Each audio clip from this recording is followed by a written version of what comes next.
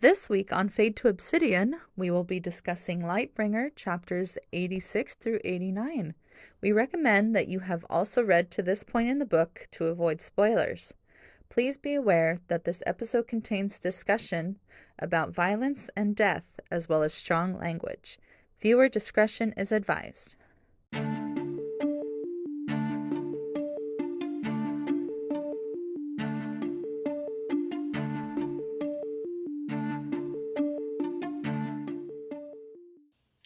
Hello, everybody, and welcome to this week's episode of Fade to Obsidian, your Red Rising podcast about spaceships, relationships, and everything in between. I am Crescent, as always, joined by Skipper. Hello. And almost as always, joined by Salem. Welcome, Salem. Though it does feel like forever since we I was going to say, it's been a long time. 60 chapters. Yeah. Which actually longer than that, because it was the Dark Star Observatory chapters, wasn't it? Mm-hmm. Yeah. So it's almost 60 chapters, yeah. I think it's 70 chapters even. Yeah. There you go. It's been a long time. Wow. It's been a while. We've missed you. Yeah, it's been since well before Christmas. Yeah. Now it's February. Oh my God. Yep. God. By the time this comes out, it'll be end of February. We're recording this beginning of February. Crazy. Yeah. Man. Travel schedules. Yeah. Well, welcome back. Thank you for joining us as per usual. At the Glad to be back. The end of Welcome the back to book. the shit show. Welcome back. Can you talk us through today how you did your makeup? Well, I cried. It looks great for crying through doing your makeup. I don't know how it, like, nothing fell down. I don't know how. So not really like last minute, I wanted it to be fresh, but I listened to the last chapter chunk. So what we're doing today is 86 through 89. And I listened to the last chapter today, and I listened to 87 last night. And I thought I could multitask. And I knew what the chapter was, but I thought I'd be fine. But no, literally halfway through doing my makeup, I started crying, and I had to stop everything I was doing. Well, it looks great. Yeah. Thanks for the commitment. Thanks for the commitment for that. And what are you drinking tonight? What do we all have? Hydro kept talking about Screwball, peanut butter Screwball whiskey. Oh, yeah. And so they have a recipe on their website to mix like 2 shots with however much fills up your glass after that of some sort of flavored fizzy water, and mine kind of tastes like a peanut butter and jelly sandwich. Ooh, nice. Sounds super good. Yeah, very nice. What do you have, Crescent? I have another Eagles Rest. Oh, the fancy. That's what you named it! Yes! Oh, yes! You will not have seen last week's episode because it's not out for another 2 weeks. Not out yet. I don't know. Did you even guess? Yes, I did! I guessed a couple things, and then I was like, no, but I like twists more. Yeah. Yeah. I like And then I also have Lagavulin 16. Can you point out on your cocktail, you guys only showed me this after we finished recording, that it's a sword. Stab. So my cocktail skewer is actually... Is it one of those? Stainless steel. Oh. Cord. Okay, I'm here for that. Razor. Fancy. I know. Where'd you find that? Recording. They were like, look. I found them on Amazon. Oh. Nice. And I am still getting over the food poisoning. So I have a Dark and Stormy, which it's actually, I used amber rum just because I didn't have dark rum. So It's not as dark and stormy, and I added glitter, so it really doesn't look anything like a dark and stormy, but it tastes like one, slightly less spiced. And then following up with ginger ale. We're rolling with it. So there you go.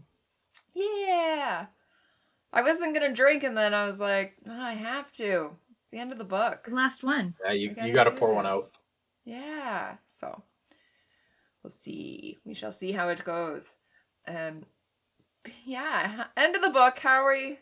I think we know how we're feeling. Pain. Pain. Sorrows. Yeah. Brooklyn Nine-Nine, right? Yeah. I will say, and we'll discuss this at the, like, we'll obviously dissect it all and come back to our emotions after as well. I'm actually like pain, but hopeful pain. Like, this is a Yeah. really, this whole Yeah. chunk, it's, yeah, hopeful. I think that's hopeful what I pain. liked Bittersweet. the most about Lightbringer is because Dark Age was so dark and it was so Yeah. hopeless. And now you get Lightbringer, and despite the fact that it's a very sad ending, it is still hopeful for the future. Would you say that Yep. it brought light? No. It was the light bringer? Absolutely the fuck not. No.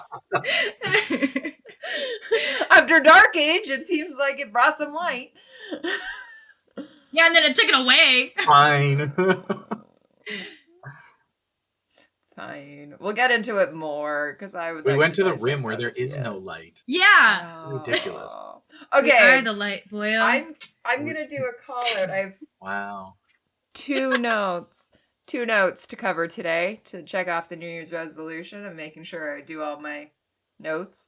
And one of them is, it is this chapter chunk. This is how far we are in Lightbringer, where I finally realized how far Saturn and Jupiter would be from each other because the planets move. This is the chunk that it took me to. Oh, good. I get to yell at you again. I just want it called She knows out now. because when it came up, it was in the middle of Dark Age, wasn't it? We were talking Dark Age, and I was like, guys, guess what I just learned? And it's because I just finished Lightbringer.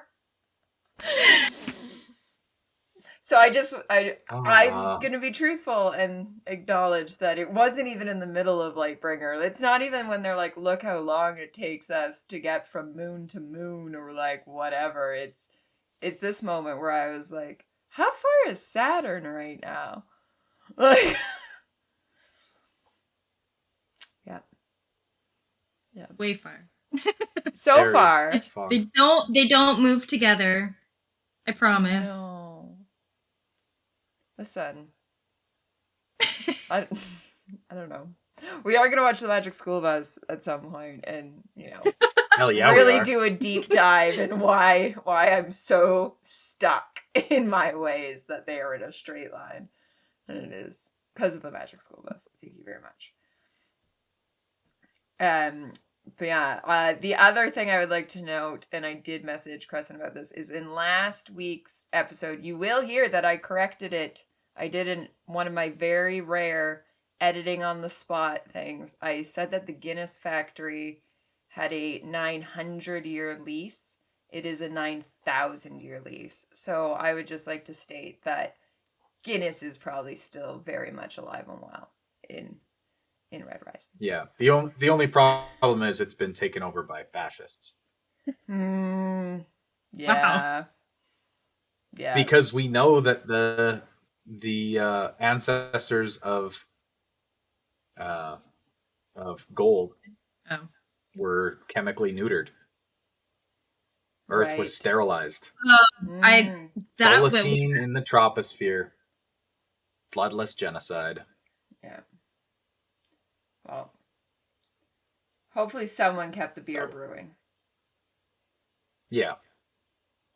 Some silver out Now we there just was have to- like, We just this have to is a good steal it yes. rather investment. than buy it. I mean, at that point, it's like sourdough. You just take a piece of it. Yeah. The mother There you go. mash. Yeah. Mother mash. Yeah. And but yeah, I did a It's like quick the edit. monster mash.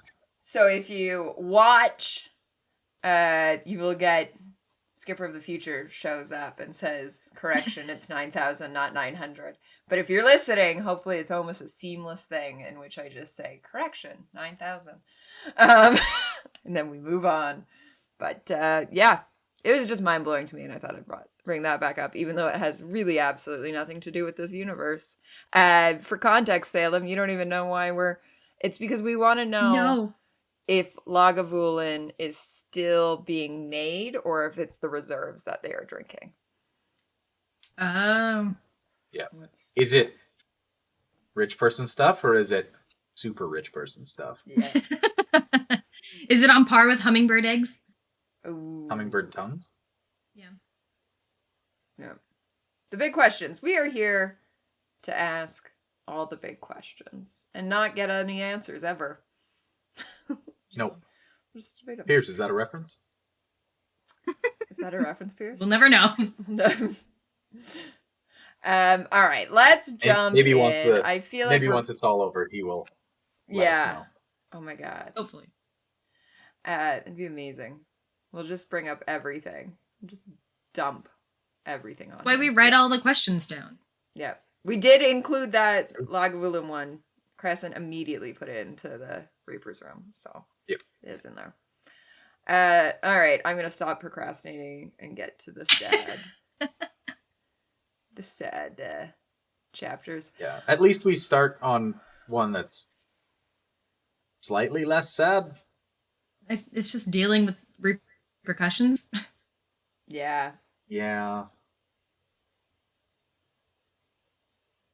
All right. Nival Night. Jump us in. Nival Night. Nobody wants to. It's fine. I know. We're just going to...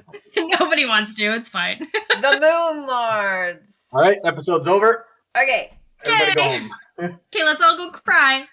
Yeah. I have more Moon Lord questions. And I think Crescent can answer these. Are the Moon Lords just Jupiter's Moon Lords, or are they also Saturn's Moon Lords? Because we're talking As the far as Ram. I'm So, like, I'm just confused on which. Yeah, as far as I'm aware, the Moon Lords consist of all of the Rim planets. Okay. Because is Triton a moon of... Triton's a moon of Saturn, isn't it? Yes. Okay, so that's one of them. The kid that gets squished. He's from Triton. Mm. Right. Okay. That's what I thought, and the original read through, that's what I thought, and that's why I was like, oh yeah, like, to get from Saturn to Jupiter, like, hence my thought process there. But then today when I was reading, I was like, I could be entirely wrong, and this is just Jupiter, but cool. Good to know. It does make sense, though, that all of them are there, because Darrow does say, like, I guess Atlas wanted an audience. Right. Because they were in. It looks like they were in session. Yeah. For when Faw's the attack. happened. Yeah. Okay. It's all coming together. All right. So we get the Moon Lords. We get kind of the back to the practices of the Rim of removing our grav boots and putting on slippers so that Diomedes can make us look good in front of everybody after our transgressions, I guess. Yeah. I mean, similar, but ends up totally opposite to the last time that Darrow took his boots off. Which hasn't been since Morningstar, right? I'm not missing. Correct. Yeah. Okay. Nope. Just making sure that Darrow hasn't been to the Rim since Morningstar. Yeah. Been 10 years. I did. Yeah. Because it would have been war. Mm-hmm. Yeah. But yeah, really interesting practices, and we get so Diomedes is the hegemon. Is that what we're calling him now? Yep. I'm just gonna call him the king of the Rim. We're gonna keep this easy. Call him Rim Daddy. Rim. I don't like that. No, please no. No. Nope. Yeah, immediately no. Yeah. Yeah, it came out of No, your thank mouth you. and no. And at first I was like, yeah. I would like the instant replay on our reaction on that. But I will not apologize. However, I do have regrets. At least one letter. You at least had the thought yeah. to take it back. Yeah. But yeah, so he is now their king, which they have not had since Akari, correct? This is the Rim is taking their independence. Mhm. Yep. Yeah, which is Big. since the conquering. Yeah. 700 long years. Yeah. But I think my favorite part of this is we get how all the Rim Lords Moon no, now you have me saying Rim too much. Moon Lords communicate and like They're just gonna be Rim Lords now, Skipper. Yep, they're just Rim Lords. I don't like it. Look what you did. Look what you made me do. But I like, who's playing for who, like all of their disputes and stuff. How the politics behind all of this, playing out who's been affected by what, who got how without Darrow destroying the docks and doing all that, they would never have gotten their independence, and some of the people there would have paid for that. But I really like Gaia being such a badass during it. Like Gaia so ebbs and flows for me because I think she's a badass across the board, but for whose team, you never know. Yes. Yeah, absolutely. I was kind of thinking about that, of like how before she was playing dumb, and now she's like the most badass lady ever, and you're like, so you're just sleeping because you had people above you that were restricting you. Okay, that makes sense. Yeah. Yeah, but here we've got her calling people out, and you would have done the same thing. What's a couple thousand lost lives for our independent? Like, she's... Yeah, you ran, left your people behind. You ran and hid under the shields. Like, come on. Now you're going to get mad? Yeah. Now you have that no the threat right. is gone. Yeah. Yeah. Such a badass. Such a, reminds me of... What is her name? Edna from The Incredibles. Oh, yeah. I just picture her as this very small, very no capes, like hunched over, but everyone is silently terrified of the very old, very small woman who's just going to eat you. And then we later learn weirdly super strong. Yep. But yeah, she just this whole time reminds me of Edna Mode, I think is the name in The Incredibles, of dictates, this is what's going to happen, do not cross me, but also has this softer side of yes, of course. I love children. Yeah, exactly. Yep. Oh, her and also doesn't have a cape rule. Doesn't have we're That's very true. pro cape series. Yes. Yeah. Absolutely. Very pro cape. Well, because we know that they can tuck up. Oh, yeah. There you go. Can they? Is that a thing in this? The capes tuck up? Yeah, they unfurl. Do they roll? Yeah. I imagine they're like a snap bracelet. Okay, no, I was thinking your hood in the winter and it can roll up, and the hood will in winter jackets. That's what I'm picturing. Is it just rolls up and you just get a giant collar? It's just all in the collar now. Yeah. In a fur-lined collar. Yeah. Yes. I'm thinking in cartoons when they pull down the shutters? Blinds or open a scroll and they just let it go and swing and just yeah. That's what I never thought about it. Okay, did the wolf capes we're gonna go on a full tangent because we've asked a question prior of how do the wolf cloaks stay So, like, how often do they have to get replaced? Are they still the original ones? Do they roll up? Or are the wolf cloaks don't think still so. out in the... I don't think so.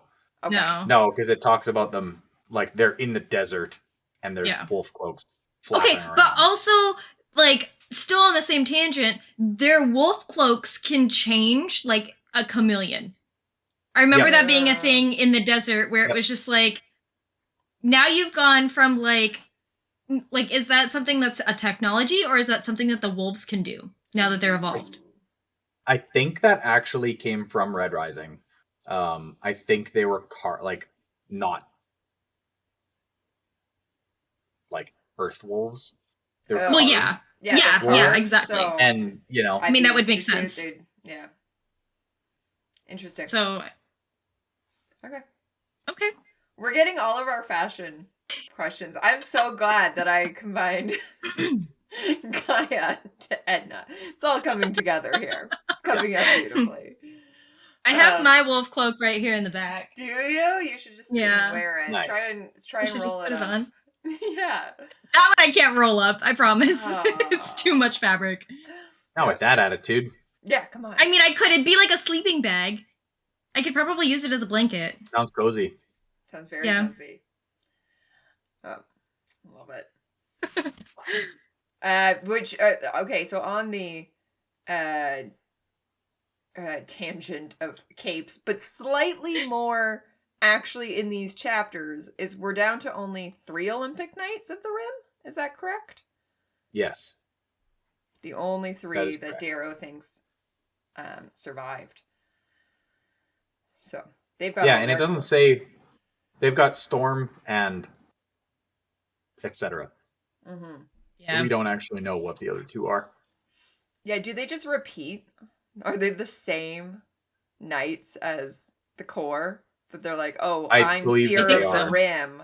I think so. Yeah. Interesting. Okay. I wonder if the Rim has a Fear Knight. Right? Or had. Had would be yeah. the key. Well, word. maybe one of the 2 that's alive is Maybe. Fear. Maybe. That's why they're Maybe still he was alive. afraid, and so he ran. Oh, he ran away. Or she, I guess. Yep. Yeah. But yeah, so we do back on the actual plot of this book. I feel like are going to procrastinate so This is gonna be a long much on episode. this. It's gonna be long. But yeah, so they have decided Diomedes is going to be the hegemon, the king, and then bring out Darrow with Fa's head still in the cooler box, apparently, because he's still alive somehow. Or not alive, but not rotting. Not preserved. Preserved. Preserved. That's It's the on word. ice. Not rotting. Yeah, it's in a cooler box. It'll be fine. Yeah. Just a Yeah. styrofoam cooler box. I know Salem plays D&D, but we always called it a bag of colding. I like that. There you go. Yeah. Do we think the face is still on it? What do they call it? Dominus Stink. Oh, Dominus. Admiral Stinkhorn. Admiral Stinkhorn. Face may still be written across I the box. definitely Oh yeah. think that it is. And it For should the be. Rim especially. The Rim is sitting there being like, what the hell is this box? But okay, I'm also at imagining this that time- Darrow's got it pointing towards him. And he's carrying it so that the face is facing him.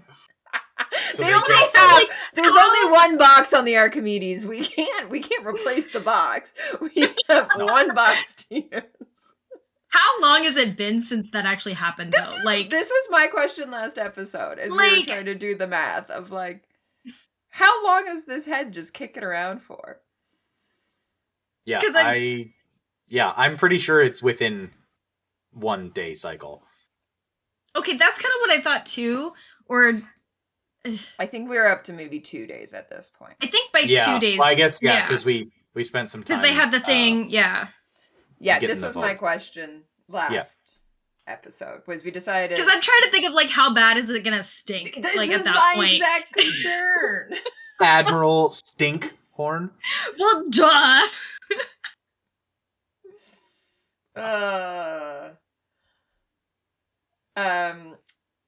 Yeah, so bringing up that, and then we're waiting for Lysander.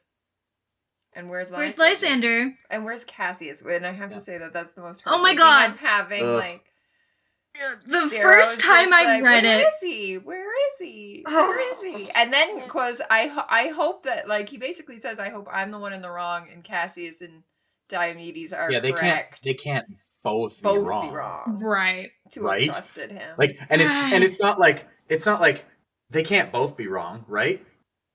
It's they can't both be wrong, Yeah. right? Like Right. there's definitely there's a second there. Yeah. When I first read this chapter, I think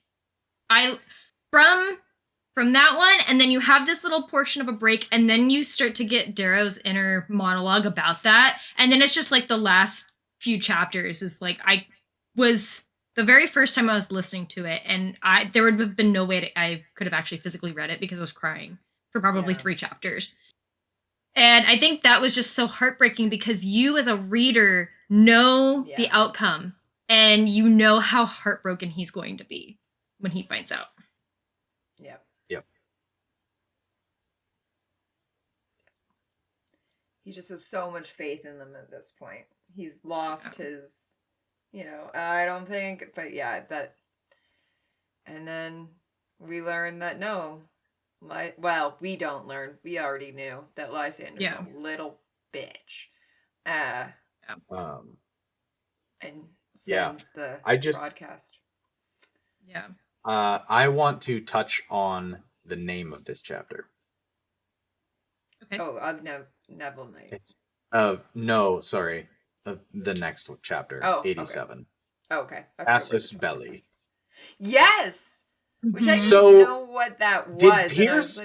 Did Pierce know where the fuck this was going? When? And he's like, you know what? I know. I need to So also. a casus belli is like basically a reason or justification for war. I had to look it up.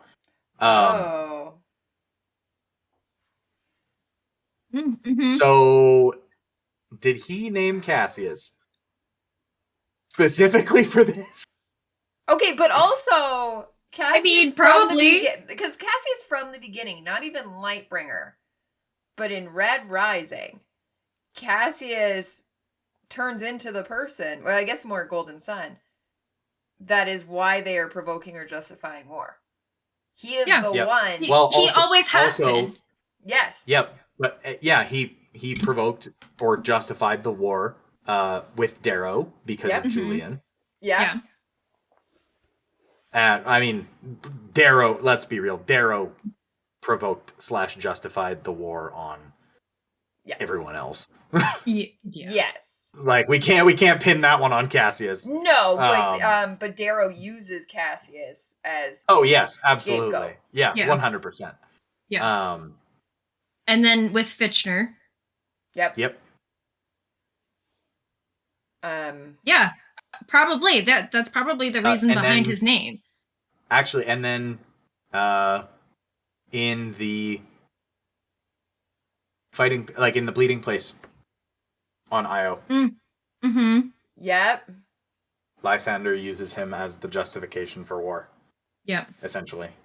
Maybe a reach on that one, but I mean, yeah.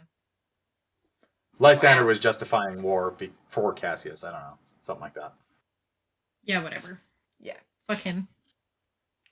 Fuck that guy. Nobody should fuck that guy. No.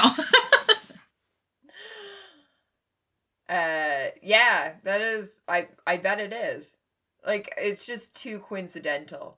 Yeah, it's fully too have perfect. it called. Yeah, to fully have it called out at this point. Like, I don't know if anyone else's that I've ever heard has mentioned it of like, oh, his name is kind of like similar to this, because that's, it's just not something we would have thought.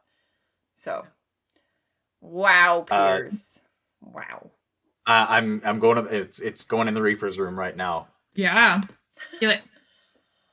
Yeah. One thing that I posted in the Reaper's room, in kind of, I guess, similar regard, is and I especially realized it because I started listening to the last 10 chapters to like prep for all this. And I had just recently read The Song of Achilles, Mhm. and it really brought forward in my brain of how many qualities Cassius has to Achilles. And I feel like that's continually brought up, especially like when Darrow and Cassius are fighting together. And he's always like, there's never a scratch on him. He's like perfectly untouched, but he's the master fighter and all this kind of stuff. It really kind of made me think that maybe he was archetyped to be Achilles, which then that also goes along with the Cassibellies, because Achilles was always made for war. Yeah. So it almost ties in that way too. So Yeah, for sure. Interesting. Yep. But yeah, we do get Yeah, we- Lysander then pops up, Open on a hollow prism, oh god. and he's surrounded by full hundreds of of gold. shit. He is. He's I on get the so bridge of the Lightbringer, full of shit. Yep. Fuck that guy. yeah. Just angry with him. Yeah. Yeah, so it basically lies, claims that Oh, lies Everybody. through his fucking teeth. Everybody too. every Like he's word. like, I can't let people know.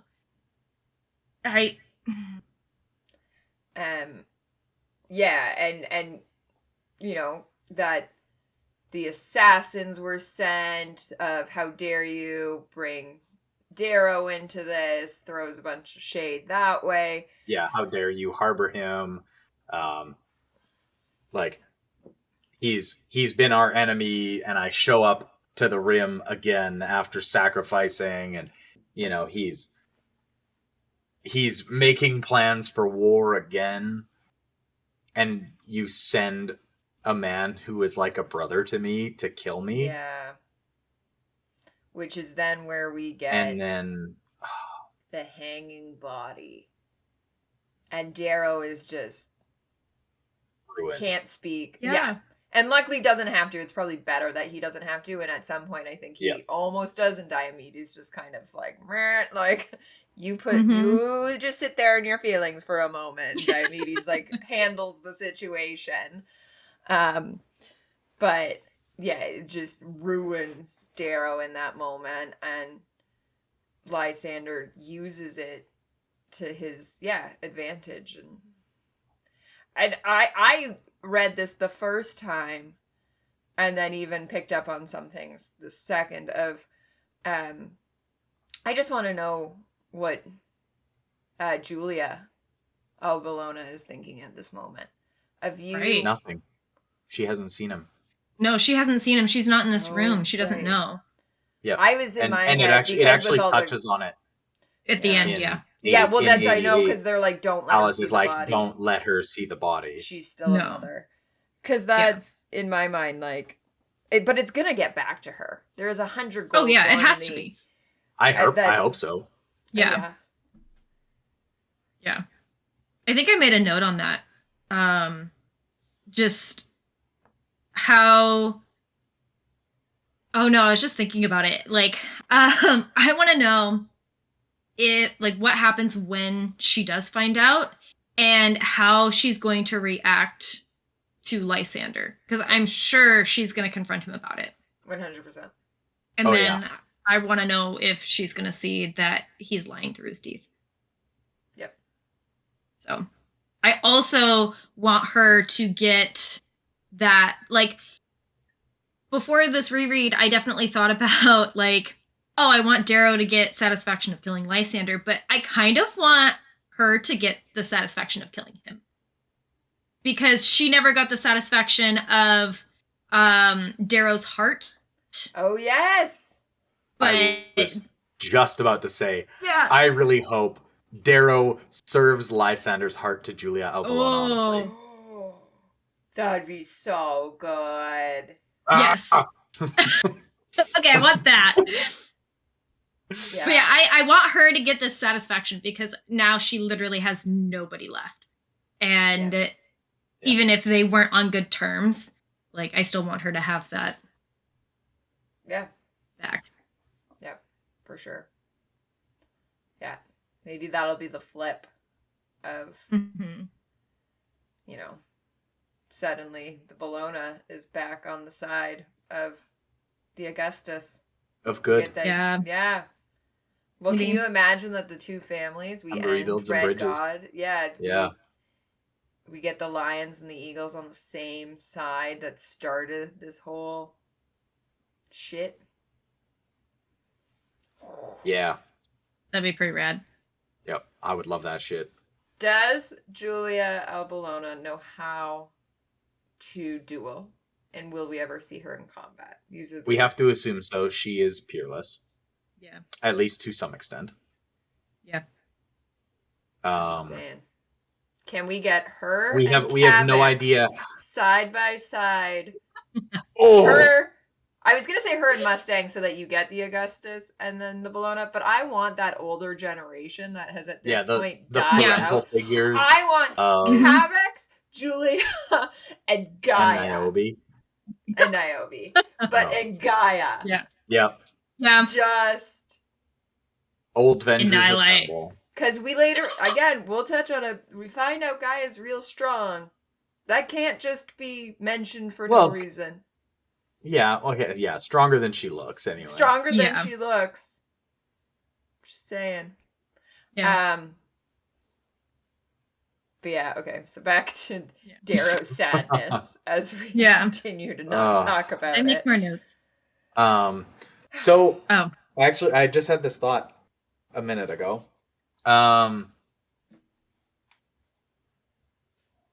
Cassius basically ends up as Darrow would have if somebody hadn't been like, okay, take him to Octavia.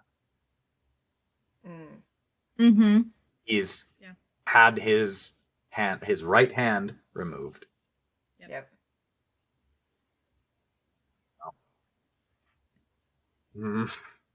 Yeah. Yep. Which I think then that's maybe subconscious parallels that maybe as a reader we'll never actually physically see on page. Darrow coming to that revelation, but I think that's a big driver on what Red God will have for Darrow's motivation. Yeah. Or we'll go through different bouts of him being like, oh, that should have been me. It shouldn't have been Cassius. And then he'll have to get back on the path. Yep. Yeah, I think there's a lot coming here with... Yeah. It'll be interesting where this takes us. Yeah. I also want to touch on the fact that, like, I know we've always said, like, especially even back in Iron Gold when he outs Cassius to the Raw, he just has no honor. Right. And I'm sure you guys probably touched on that on the last episode too, about how, like, in the way that he does kill Cassius in the end is not very honorable in regards to the way Cassius would have probably dueled with him. Yeah. But it feels even more dishonorable with the fact that he then essentially showcased his body in this regard. He went and he mutilated it further, and then he hung it, and then put it on display for everybody. And it's like, how can you even regard, and I think it's in the next chapter that it made me so frustrated, he even goes and says, oh, well, yeah, I'm a little guilty about that, but it'll pass. And it's like, you can't even have that guilt if you are going to not honor his body. Right. In that, like, I don't have respect for you at that point. As much as I want to agree with you, I believe he says, I don't know if I will ever get over it. Yeah. And it wasn't him that mutilated Cassius's body further. It was the Praetorians when they found Rome. Was it? Yep. It specifically calls it out. Because I know Lysander put a sword in his own chest. Yes. Yeah. And I think Darrow thinks it's all Lysander because he says the only thing when we do get the body back, he says the only thing untouched by Lysander is the hair. So. I did find it. It's when him and Pytha are standing over Cassius's corpse. He has dressed it in a snow white tunic and pants. Exeter sewed a morning night badge onto a cloak for him. But he does not look at sleep or at peace in death. Too much damage was done to his corpse by my Praetorians after they saw Roan's body. And then, knowing that this is not how I wish to remember him, I close my eyes and picture the first time we met in the halls of the Citadel of Light. Okay. No, that makes more sense. But then he says, if only he had left when I asked. And it's like, okay, but like, you still made that choice. You didn't have to do that. Yeah. You told him. Yeah. You also only gave him like 3 chances. And I think that's where I'm stuck on a lot of this is he says that he gave him a chance, and I can't tell because all these characters are such unreliable narrators for the most part. I can't tell if he's being genuine or if he's just saying what he's supposed to say, or if it's even to the point where it's like when he's telling Cassius to go, and like, is he just saying it genuinely at first and then he's getting angrier and angrier because he thinks maybe that's what's supposed to make Cassius want to leave? I don't know. And that's, I think, where I'm like, I'm so angry at him, but I don't know if I'm supposed to be angry at him or if he has some ulterior motive. I don't know. I don't like it. No. But in the end, like, he made the choice. Yeah. No matter exactly what, like... He has to live with it. He has to live with it. Yeah. Yeah. Exactly. And that's exactly what Cassius says. He's like, if something has to drag you down, I will be your millstone. Yeah. Yeah. Yeah. Are we done with the... No. When does the actual... I was going to say, do we want to flip to the Lysander perspective or keep going with... back still with Darrow? I forget when everything comes crashing down. The next chapter. No, 87 is when all of the stuff is blowing up. Yeah. Right? Yeah, because we've got the 80, hollow and then... 88. 88 is the Lysander chapter. Yeah. Yeah. So... so 87.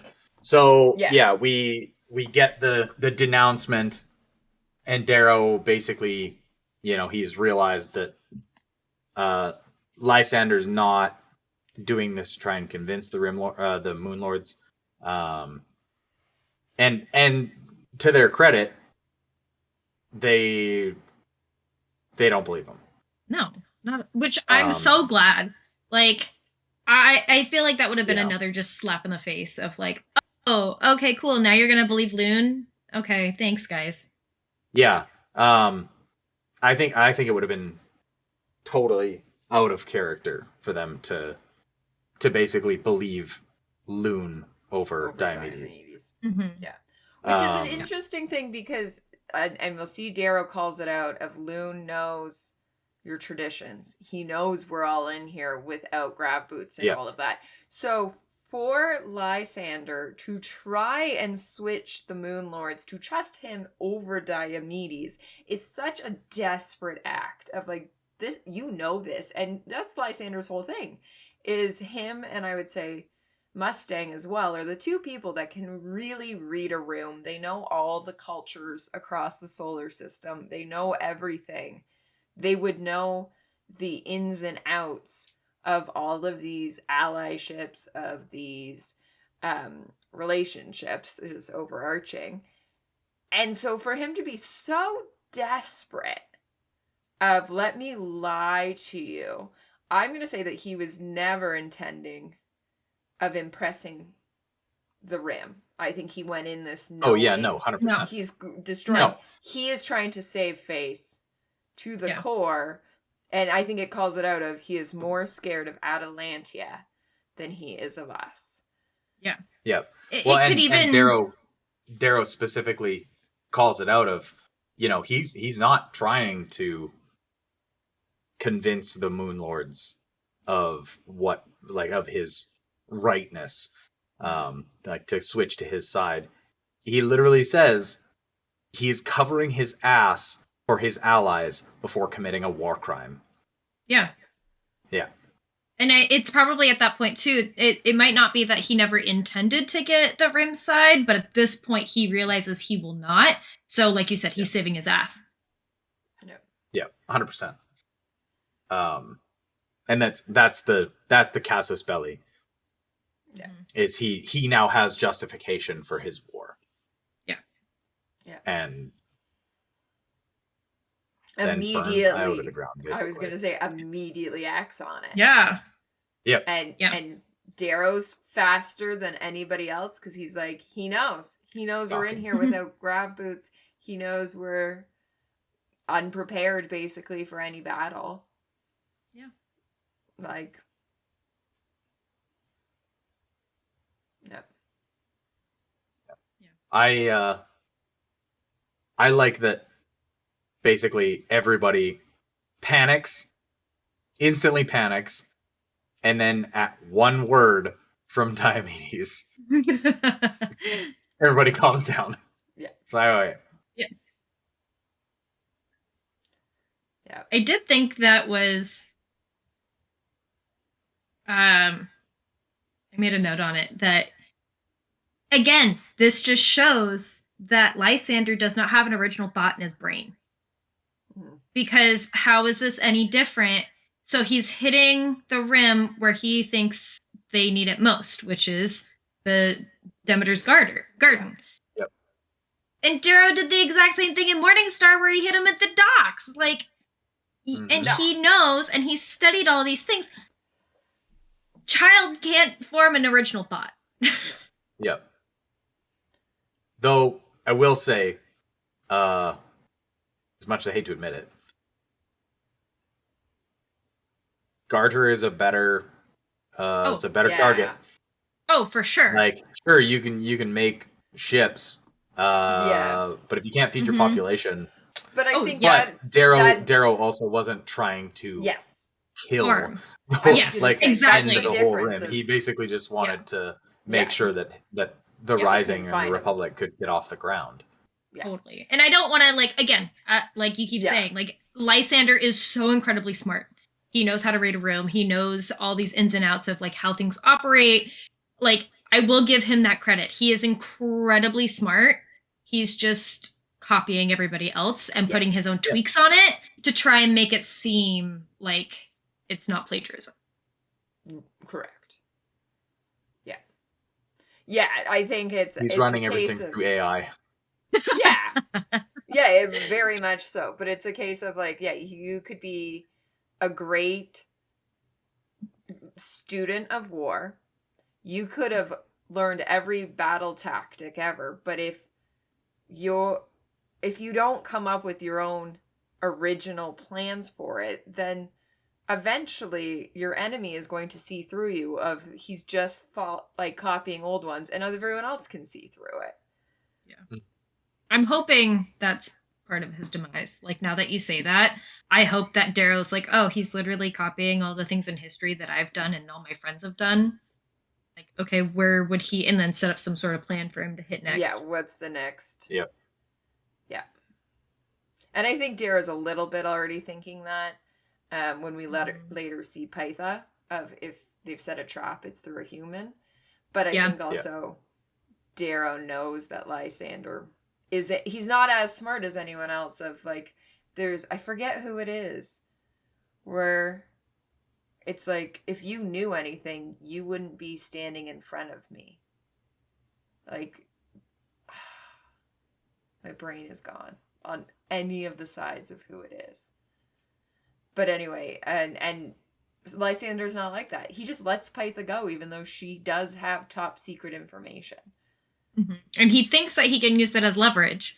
Yeah.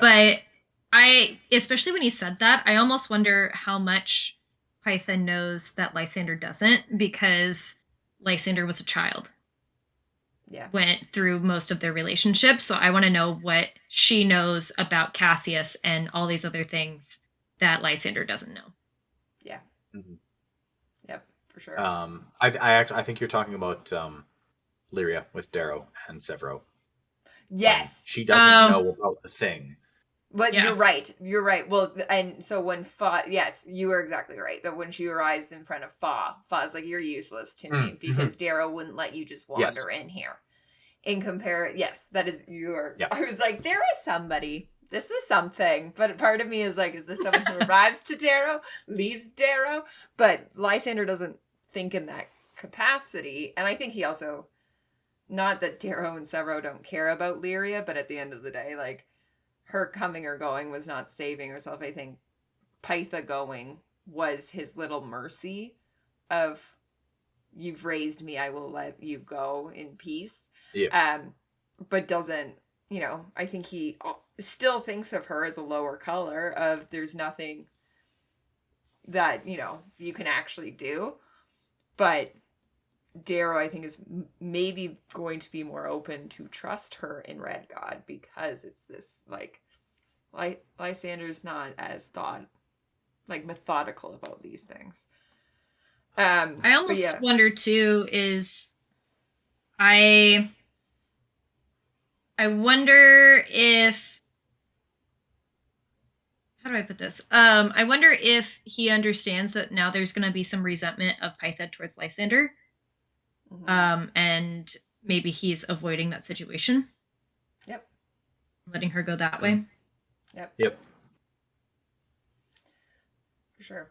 But yeah, back to Lysander and the Garter, though. You're 100% right that it's just copying.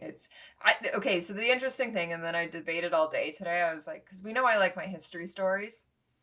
And I was like, is this a reflection of Glencoe? And I don't know. And then I was back and forth, and as we talk it out, I think it is. So if you don't know, Glencoe is in the Scottish Highlands. The MacDonald clan was the last to sign over their approval of the English taking over Scotland. And the Campbells were the first ones to do it, and you had to go at midnight on a certain date and sign. And what happened is the date passed, MacDonald's did not sign, and the Campbells had sided with the English. And the Campbells showed up in Glencoe at the MacDonald. That's where they lived. The Scottish do the same thing that we see in the Rim, which is across multiple different cultures, of if we share bread, you are a guest in my home and nothing can occur. There cannot be battle. There cannot be anything. So there is a snowstorm comes through. The Campbells seek shelter at the MacDonald's house. They share bread so that you get the Highland hospitality, is what they call it. But in the night, the Campbells let the English in and slaughtered the MacDonalds. And this is, to me, a very almost clear, like, we don't see the breaking of bread with Lysander, but it is very much there with Darrow. It is very much represented there of, we will keep you close, and then suddenly you've got, though, an external entity of, and obviously Lysander to Darrow. And this is where I was like, no, that's not a reflection, but it's still, as we talk it out, it's like very much closer than Lysander moving in on the quote-unquote MacDonalds, who would not side with the English, and slaughtering them all. So it was an interesting thing. There's your history lesson of the day. It was the Massacre of Glencoe. If you are in that part of the Highlands, I am sorry to anyone with the last name Campbell. There are literally pubs that have signs up that say, we do not serve Campbells. Or they have this, just the motto of never trust a Campbell. because they betrayed the Scottish. But with we know Pierce loves his Irish and Scottish history and all of this. So I wonder how much looking at that and going, oh, well, we can let the English slaughter the MacDonalds, the final stand against, by doing this. But I guess Lysander never broke bread. It was Darrow who breaks the bread with Diomedes, which is a nice touch, in my opinion. Though Lysander and Diomedes do share a meal on the Dustmaker. Ooh, good call. Remember? Because it's boiled fish. It's boiled fish, steamed fish. We don't know what kind of fish. We don't know how long this fish is still alive. Is there a fish farm on the Dustmaker? That's all I want to know. Do they have names? Yes. Does Diomedes name them all? Do they have a knife? That almost became a survey question for what we'll do next episode with the survey. It was almost a question of what are the names of Diomedes fish, and then I was like, that's too niche of a question. Did you listen to that one episode? Do you know that Diomedes feeds the fish on the Dustmaker? So far, I will say, as we're recording this, people still have 1 week to weigh in. There is one response of one person would rather live on the Dustmaker over the Archimedes. Your choices were Archimedes, Pandora, Lightbringer, or Dustmaker. And one person wants to live on the Dustmaker, and maybe it's for the fish. Maybe. I was going to say, do they want to feed the fish? They just want to feed the fish. Because Or I can't maybe it's figure it out. you? Oh, it might be from Diomedes. No, I did not fill in the survey. Maybe Dang it. You're the biggest daddy stan, so. yeah. We We bring the O. Okay, someone else filled in the survey and put Diodaddy-O media. There was 2 O's in it, and I was like, 2 O's? Whoa. Too much. We are just upping this now. Yeah. But yeah, so we've got the fall of the sack of yeah. the sack of Demeter's Garter. Sack of Demeter's Garter. But how it goes down is very interesting to me, of the building falling itself kind of thing, of the pillars. Darrow grabbing the one pillar, and suddenly I forget her name. There is someone else helping her to hold Rekka Al-Kodavan. Yeah. There's is he suddenly whose dockyards he destroyed. Yes. Mm-hmm. Is suddenly next to him, pushing up this pillar, and then a whole group of them, and you kind of get this uniting force. This is the moment where Gaia pulls Darrow up. There is a leathery hand, I think he describes it. Yep. But also, right before, was it before that or right after that, where she's like, carry me? It's after. It's at the end, very end of the chapter. Yeah, she can't run. And Darrow can't carry her. But she can pull somebody up. That's, Man, this has been like old lady. Yeah, this has been a big thing in Lightbringer. Is you're riding on my back, or I'm riding on your back. You're right. We get all the way from the beginning. Cassius on Darrow's back. Yep. Lyria on Volga's back. Cassius Lyria on Cassius. Yep. And then Volga. And then Volga. And now Gaia. Piggybacks. Damn. I was just gonna say, does Pierce just like piggybacks? Like, okay. I'm volunteering to give Pierce a piggyback ride at next HowlerCon. He will take it. As long as he Salem wants, got I can stand. lifted. I did. He's just gonna be signing from Crescent's back. I'm like all the way down for that. Perfect. Oh my god. All right. A lot more. I don't know how to recover that. Back on target. Back on target. I don't think I realized until it was falling apart. Like, do we understand? Like, it's basically. I don't even understand how this building operates. Like it's like a statue. Hand. It's a statue, but then there's something in the hand. A giant statue with like a plate in its hand. But then they end up underground. So it's no, literally? They basically take a staircase down the outside of the statue, and it goes in under her right breast. And then inside it says basically they've done away with tradition, and there's a modern elevator inside. Down to a bunker. Okay. So is it essentially, because I just looked up, I was thinking there would be different, like, there's only one main Demeter statue, and it's not one of her holding a plate like I thought it would probably be if it was going to be symbolism. But, like, is this, like, the entrance, maybe, to what they would consider the garden? Or is this, like... Oh, is it... Is she, like, a building that, like, is there stuff on the inside? Is it just literally one giant statue? Yeah. Is it a case of, oh my god, it was one of the 7 world wonders of Rhodes, is it? That you used to sail through the guy's legs. So, like, do you pass through her legs and there's the garden? Oh. And there, I know, that's kind of what I was thinking. Like, is it some big giant statue and then you come into, I need a visual representation of this. So if anybody has, like, super artistic abilities, wants to read that section and then do it, that'd be great.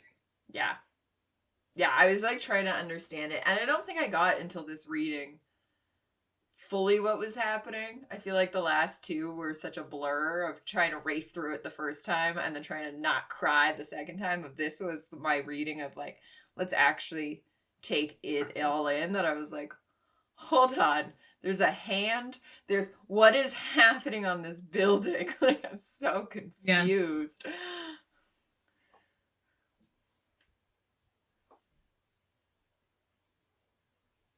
I will try and keep an eye out for it on my next read through. We will revisit this probably next week.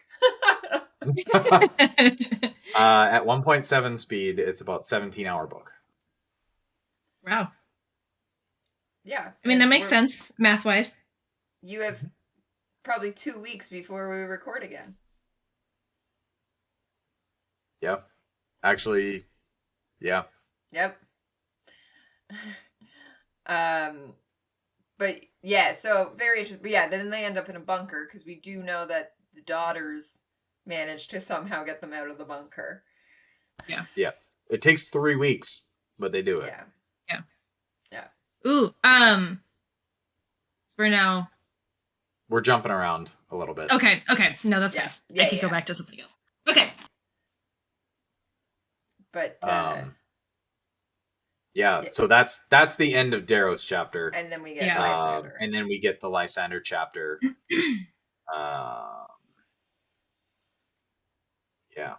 Full of shit. Wildly unfortunate. Yeah. I'm glad it was not the last chapter like we got in... Holy fuck. I would have lost it. I would have been so mad. Like, you can't leave it on that. Mr. Brown. Jesus. No. But, yeah, we get an interesting Lysander with his guilt, trying to justify... But some of his relationships, I would say, wrapping up, of learning that Kyber and... Who's Kyber's best friend? Literally calls... Draconis. Draconis. It's literally Draconis. Her best mate. Her best mate, Draconis. He is the English! See? Look at this! But they're now taken over, and the kill squad has gone through. Someone called... I guess he's not in 13th Draconis. He's in Praetorian Legions. But, like... They keep telling him that the 13th Legion is his, though. That's true.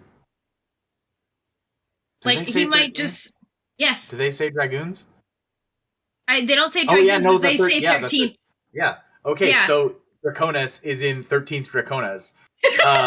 Using it all. He is a true dragon. None of this wyvern bullshit.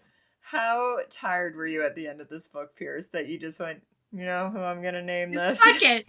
Fuck it. Let's see if anybody catches on. Just Crescent. Crescent's Just the only one. Crescent. Yeah. Yeah. True dragon, not a wyvern. Yep. True. 4 legs, 2 wings, tail, fire. Yeah. Fire. Mhm. Also Fire in apparently a space. sniper. Or at least a good shot. Yeah. Hopefully. Yeah, part of the kill squad. But yeah, we get No, not part of the not kill squad. kill Not part of the kill pool. He's the one that kills Demetrius. Right. Yeah. Okay, Good for him. can we like on top of this? I just want to talk about like the relationship that Lysander has with Kyber. Like Mhm. out of everything, why is Kyber so attached to Lysander? That's Like amazing. I don't what? What? What What? did you say? We don't theorize here. Oh. Oh, We don't okay. theorize. Yeah, I'm like what we've Whatever. done the rest of this episode. No, I like the thought that Kyber is actually like a Republic agent. Mm. Just like See, okay, Hyper I had that Kyber. thought. The, So that the was holiday kind T Nakamura. That was kind of what I was I thinking, didn't- to be honest. I- Like, I don't I- theorize, so these things go so over my head. so Interesting. literally that was why I wrote this down. It's because I started thinking, why is Kyber so attached to Lysander? And why was she not upset about why was she upset about the things that Roan did and defending Lysander the whole time? And why was she not like on Roan's side? I don't think they came from the same kennel. I don't think so either, but still. But yeah, like it talks Just about as how a general. she wasn't part. Yeah, she wasn't part of the kill pool. Hear me out for the most outrageous theory of all time. Here comes a very cold take. It's All right. Evie. Evie gets Oh, carved shit! from a pink to a She gray. Damn. She was sent on Theodora to go on a deep mission, which is why everyone thought it was going to be Ori was Evie, but we know that's not. They are individual. Mm-mm. Evie is carved into a gray and is Kyber. Is that why she's so quiet? Because she's a pink? She's just observing all the time. That's why she could work her way Holy up shit. through This the is why we ranks. don't let Skipper theorize, is because she knows all the answers, because she's actually Pierce. I am Pierce. We forget these things. We forget all the time that I am, in fact, Pierce. Oh my god. Okay, God I'm done damn. for that. I'm down Yeah, for that headcanon. Don't. This is your one theory for the book. This Yep. is it. This is That's it. it. It's a good one. Mhm. It just came to me because I Well, didn't even also- think I was not. Yeah, I was and like, we haven't I don't seen know. Evie. Kyber No. is just super loyal to whoever will be nice to her, and then it's like, hold on, where the fuck is Mhm. Evie? Yep. And where the fuck have we heard that before? Yeah. Oh Always yeah, loyal to whoever's nice to Whoever's her. yeah. Okay, Calling I'm it on here. board. I'm calling it here. You heard it here first. Probably. I don't know. Who knows? I heard it here first. Yeah.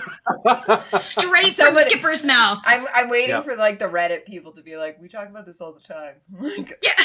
Yeah, this is like a very well established fan theory. yeah, come on. Yeah, Reddit. Whatever. Yeah. Okay. We So stay away This from table. Reddit. I'm gonna flip Yeah, this honestly. table. That would be Yeah. impressive and also poorly thought out. Flipping my What? table. Flipping the table. There's a lot of Things. a lot of things here. There is 3 Yeah. screens I'm staring at. There's a lot of things. Anyway, yeah. Back on. Anyway, my point being that Lysander has, we think at this point at least, removed both those who have backstabbed and betrayed, has managed to get rid of Roan and that group, and it seems to have at least bring in Kyber Pallas seems to have kind of a little bit of a hat tip to him of like, I see what you did there. There's probably going to be repercussions. Please don't kill me. Yes. How do I know I'm safe? Don't let Julia see the body. Mm-hmm. And then so that whole interaction, I want to also know, I put down like, because I like literally just listed different relationships that are happening in these chapters. Like, what is Pallas's relationship with everybody?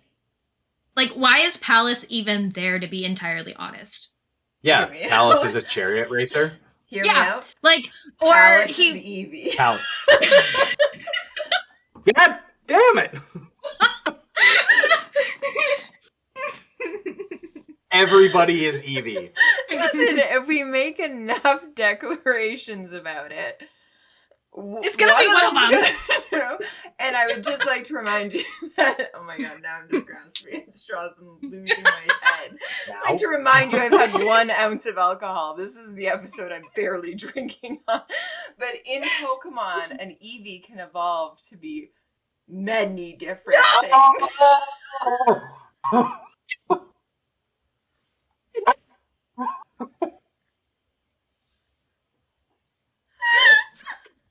God fucking damn it. Okay, I quit the podcast. This is exactly 1 year in. I'm fucking done. I'm out of here. Oh yeah, God. happy 1 year, everybody. Yeah. I bet you somewhere over here. Actually, I think it was while we were recording with Charon, but that's okay. It's only fitting that we actually celebrate it with Salem. I'm just gonna bring up my Eevee stickers. Jesus Christ, you came prepared. I just have a swear to God, if Eevee is literally a Pokemon reference. It's not spelled the same. It's fine. I'm going right now.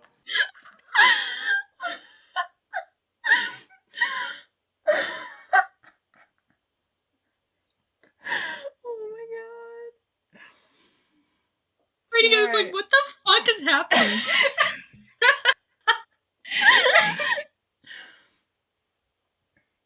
Listen, she could be... No, I'm not gonna name them all. I could name them. Actually, I have a really cool picture of all of the evolutions as if they're women. And I'm just picturing Eevee on that. So... Yeah. She'd be the psychic one. Yeah. She's pink. Yeah. Sylveon? Sylveon? Yeah. Mm-hmm. Doesn't sound right. What?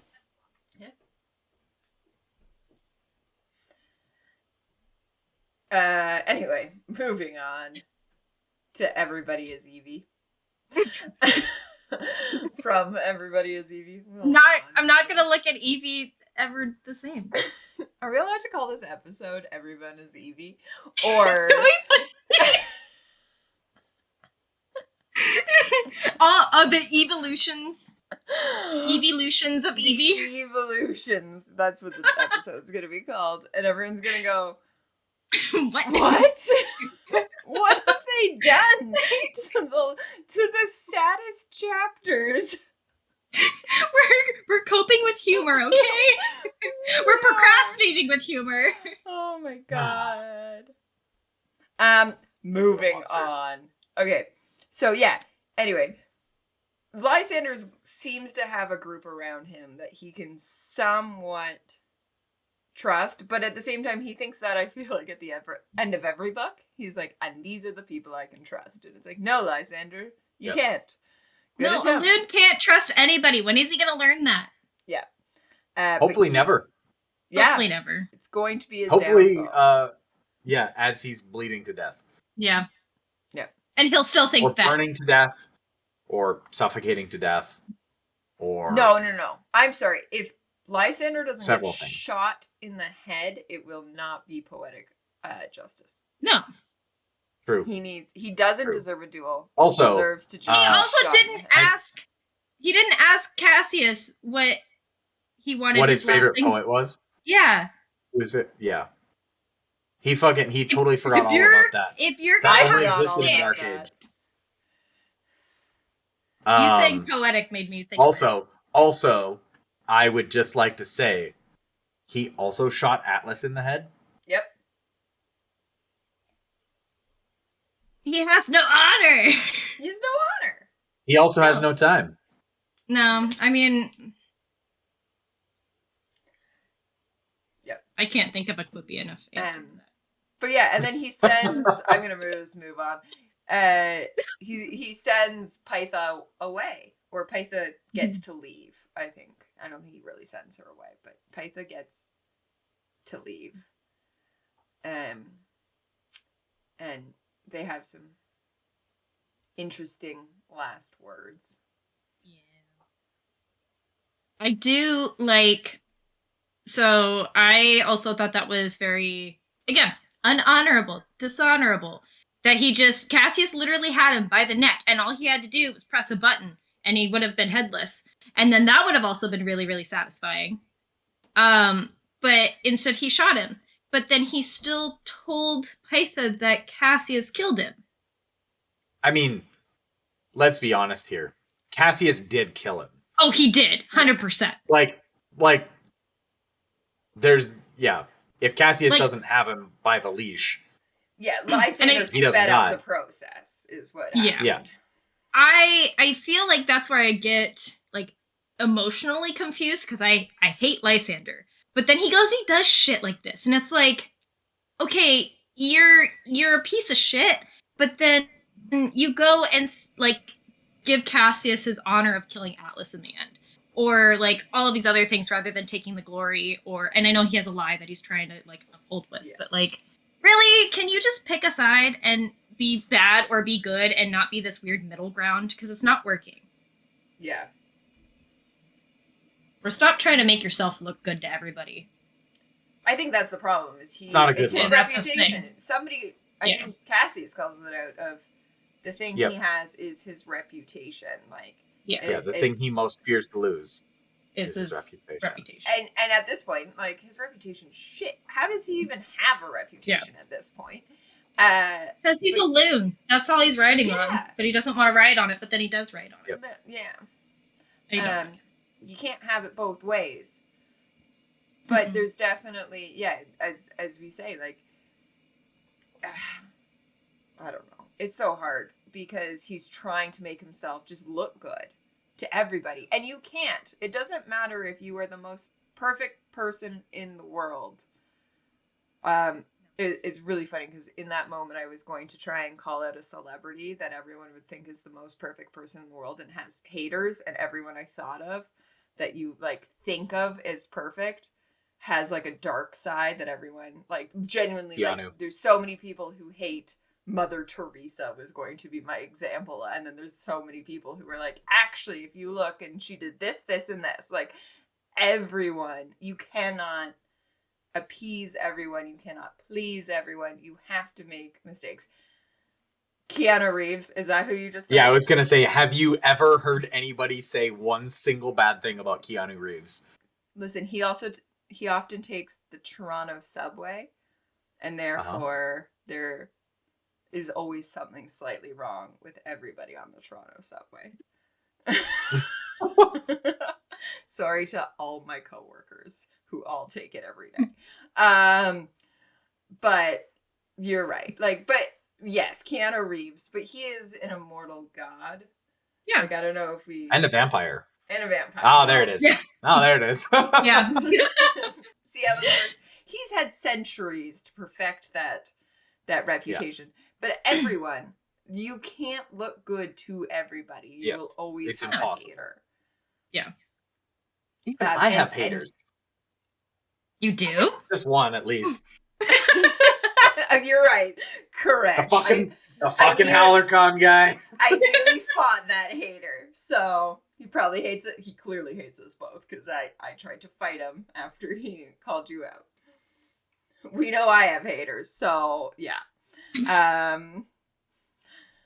Yeah, you just can't. But Loon, like, never just calling him Loon. Lysander does not get that, I think, and gets like upset of like, why are people mad at me? And it's like, Yeah, he's trying to spin all of the plates.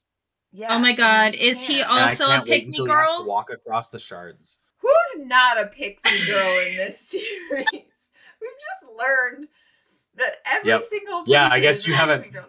you haven't even Shit. seen the episode yet. But you would have seen where we called Fa a pick me girl.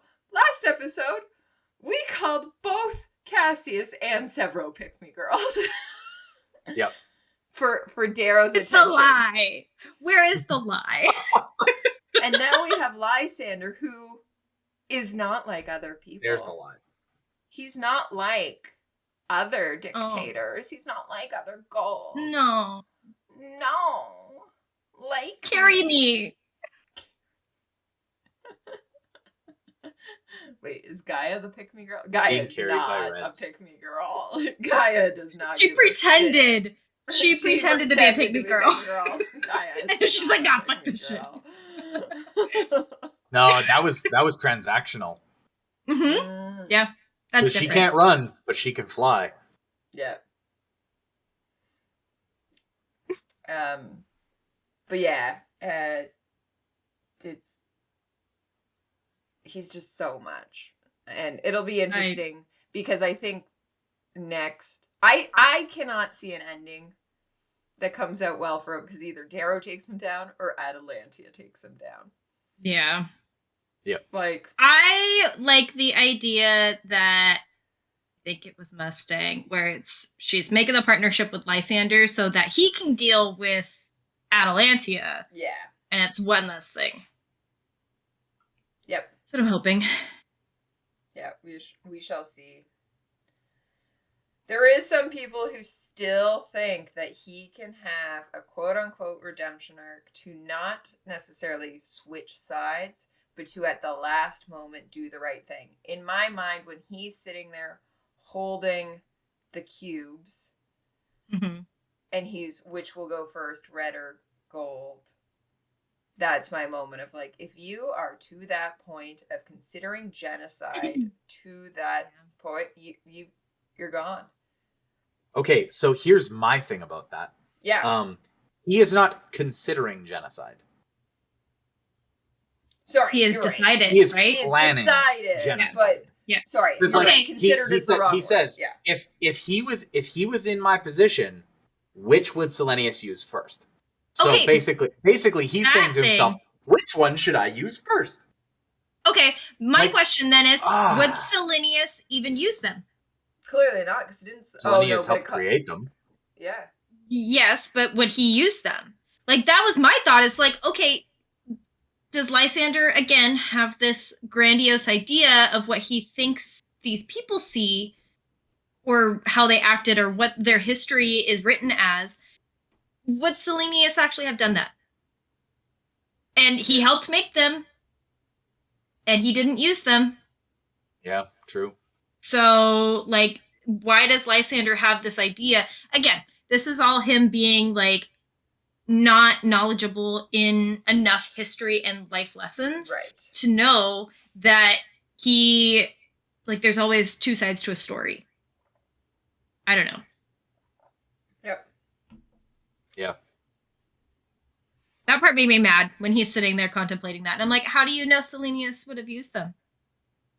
Like, this is this guy that you're trying to portray, but I feel like you've lost the concept. Yep. He's lost the path, as it were. Yeah. Mm-hmm. Crescent, can you, and CLW you might know as well, but I just assume Crescent knows. What is the ending of Selenius and Akari? Correct? Is that right? Mm-hmm. How did their relationship end? Because I feel like we are now painting for Diomedes and Lysander to go along similar. I don't think we actually know the end of their story. Okay. Because we're just getting so much Yeah, I don't know it offhand, mirroring. I don't either. which And I means don't even that know there's a what very it good is. chance we don't know it. Which is why it's a good question to ask. Yeah. Because it just seems like a lot of focus put on those two, and now back to having Diomedes be the first hegemon since Akari. Will he lead the Rim in the way that Akari wanted? And that path going forward compared to Lysander thinking what he wants to believe Cellinius' path forward would be. So just having those two mirroring each other of the Rim and the core is an interesting thing. Yeah, 100%. And I don't think, like, if we were to ask Pierce would be like, I'm not answering that because it's clearly Red God spoilers. Yeah. So we ask him after Red God. Yeah. Good job. I Unless imagine Red God that tells we us. will learn. Yeah. Yeah. Well, I would imagine hoping we will we learn a learn lot. Red God. Yeah. Yep. Watch as Red God is like 1,300 pages. Oh. I mean, I'm gonna read it, but Full Stormlight Archives. Yeah. Here's all of your answers. Here for it. I'm so here for it. Yeah.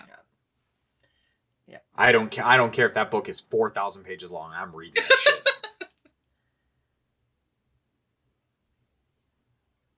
Yep.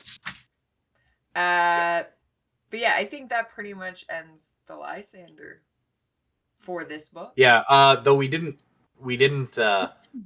touch on the fact that he is basically pillaging Demeter's Garter to take plants back to the core. Yes. Oh, thanks, man. Does he not know that you should not carry plants over international borders because this is how funguses and things get spread? I'm just saying, something that can survive on a moon of Jupiter does not necessarily mean that it has things that should go. Like the plants in North America, we know we eat them. Here we are, but they should not go to Australia because shit happens. They will mutate and try and kill people. Yeah, you're not allowed to do that. Actually, crossing Canada to the United States, you're technically not allowed to do that, even though I'm going to say that the plants do it themselves, but they ask you at the border to not do that.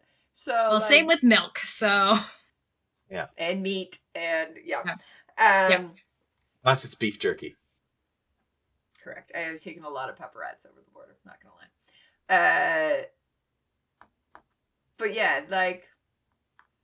Let's think on this. I don't think Pierce thought that much through. I think Pierce just went. He's trying to. I'm just the seasoned traveler over here, going. That's a terrible idea. Well, you should not do that.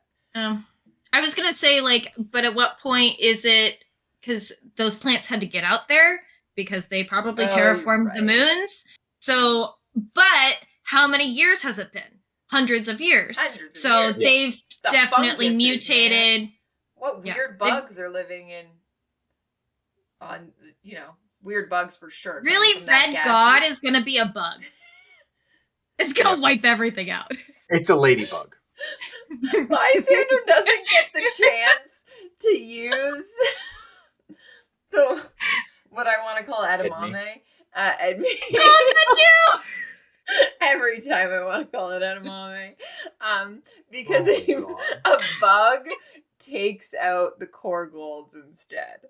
He brings it onto Atlantea's ship as a peace offering, and it accidentally kills everyone. Red God sends a pestilence of locusts.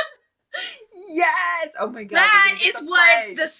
That's what the daughters have been doing this whole time. It was Evie's plot all along. Okay, next episode, should I have a background that is the whiteboard? I once again point to the fact that with an Evie on it. Where's your red string, Skipper? No, we've been through this. I don't have red string. I only have because I have my sewing. Okay, I'll send you some. With several pounds of glitter. Oh, hold on. No, I got. Yeah. That's not thick enough, though. I know, that's the problem. No shit. I'm not gonna dig it. I got blue. That's There you go. I got That's what I blue. have, is that stuff. Yeah. I got white.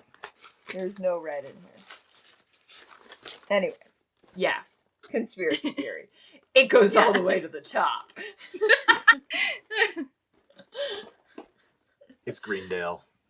This Think is- seriously, it goes Is this slightly above why- the middle. Is this why Quick and Mateo fled? Oh yeah, Because Probably. they knew said it was Evie coming. in. They sent He said- Evie in. Yeah. Oh my god. It's all coming together. It's all coming together. Crescent's so done with our shit. Alright. Moving on to the saddest chapter in all of literature. Whew. I cried today. Am I I gonna do it shocked- I again? didn't Definitely cry did. today, but I only didn't. because And I I was listened to actively doing demolition. I was sitting in horrific traffic, so I listened to it twice and debated a third time.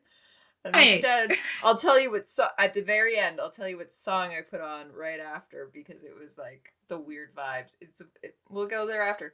I listened to this chapter twice because it's 30 minutes long, and I had an hour and a half of traffic to sit into, which should have taken me 45 minutes.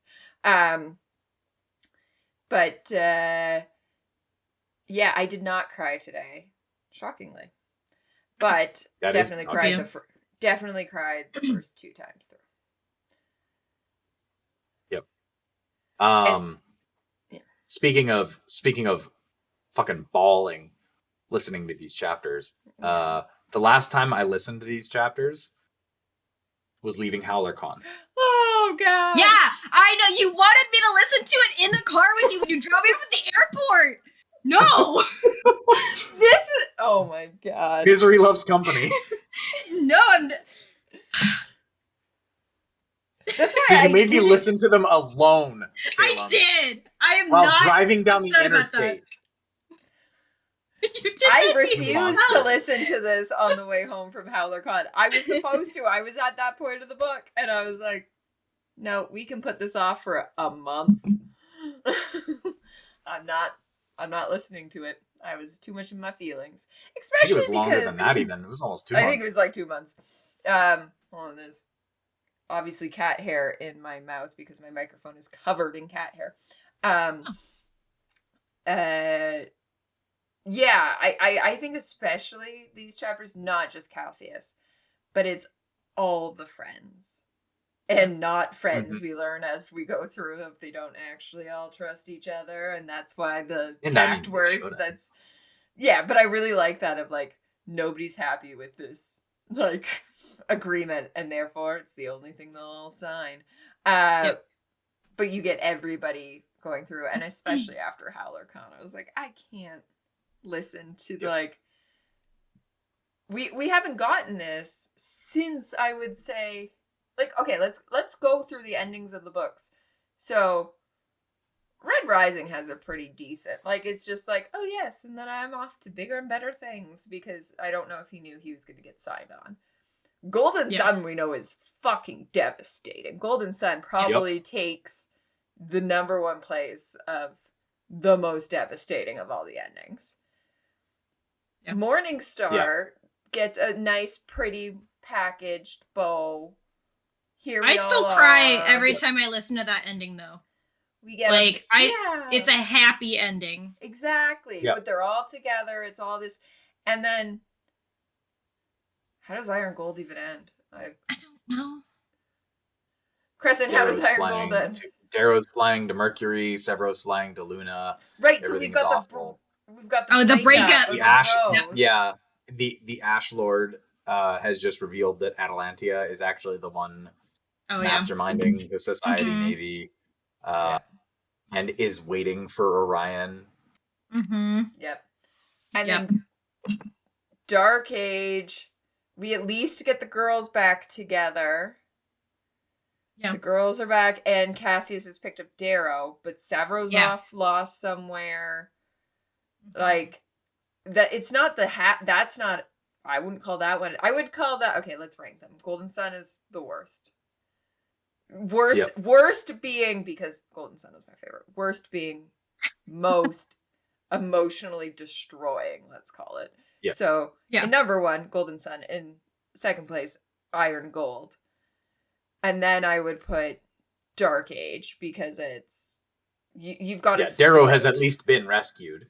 He's been Yeah. rescued, but Severo is still missing. The girls are back together, Yeah. but Ulysses is dead, and we need vengeance for our men because we don't believe our Yeah. men are still Yeah, alive. not good. Yeah. Not good, but there's at least some bright spots. Yeah, so there's Yeah. Dark Age. And then I would maybe put then Lightbringer. Yeah. Of Yeah. Yeah, like, there's still there's still a there's bunch still of awful stuff. awfulness, but there's hope. we are together. Yes. There is hope. There is, because then you get Red Rising is just, hey, we'll continue on after this, and then Morning Star Right. is the beautiful, perfect little ending. Yeah. Yeah.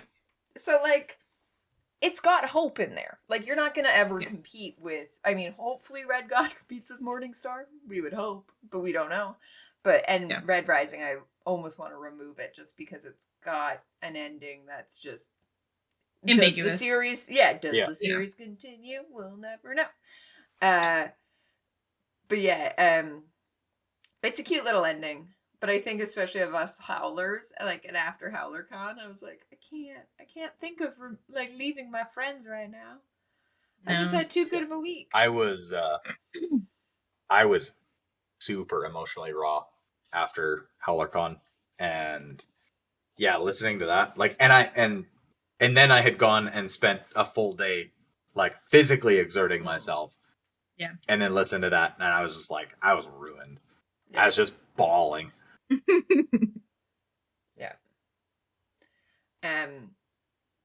So anyway, let's get into it. We start with them and the ashes falling, and this is we get what Demeter's Garter looks like, and the landing of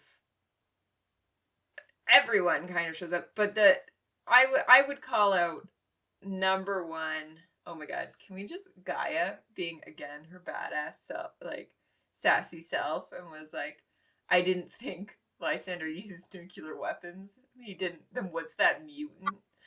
It's fucking Severo. Yep.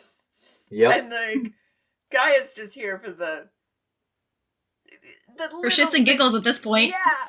The comic relief before we get our 2 boys just bawling, sobbing into each other's arms. And Severo is doing it like that prick. Like, in a true Severo manner. You get the 2 boys just being being back their teenage selves. Being best friends and emotional that they've supports. lost their third. Yeah, they have lost their third friend. And just so sad, but then having to almost immediately move on so that we can get the pact, the compact, if you will, the treaty between the 3. But Volga, the covenant is what they call it. Yeah. But Volga, when she shows up, is all just immediate words of compassion about Cassius and talking. Oh my god! Also, I love Volga. Yeah. Thinking that he can't. That's such a thing. And Lyria and Severos like being like, fucking hell, like they're in the background snorting about like being like. I love how Volga also is just like, he was the most gorgeous man I have ever seen in my life. The most handsome man. And she's like, what? It's important for a warrior to tell the truth. Not that truth, Volga. Oh, Volga, my sweet summer child. I also love how she declares that she will essentially go to war for Lyria because Lysander in turn broke Lyria's heart by killing Cassius. Yes. Yep. Yeah, Lyria is heartbroken. And we know that Lyria is kind of a bit of a mastermind here of why Volga Yeah. is wearing the ashes and, Yeah. you know, Shaved her head. shaved her Yep. head, is remorseful, and Darrow says, as much as it would be great if Volga did that, it being Lyria means even more to him. Yeah. And she's just standing Yeah, there we with knew- her we hands did- covered in soot. We did know before this that Volga was bald. Yeah. Or at least had shorn her valor tail. Yeah. Because that was in Severo's manic drunk girl voice message. How was it? It was fine. Yeah, it was fine. It was fine. Manic drunk message. Yep. Yep. That episode comes out tomorrow for anybody who hasn't seen it yet, Salem. Here! Of course I haven't seen it! It's Tuesday! Who are you talking to with that disclaimer? Because anyone watching this, it would have come out 2 weeks ago. Yeah, I know. Okay, Thanks. sure. Just fucking around. It's fine. Love you.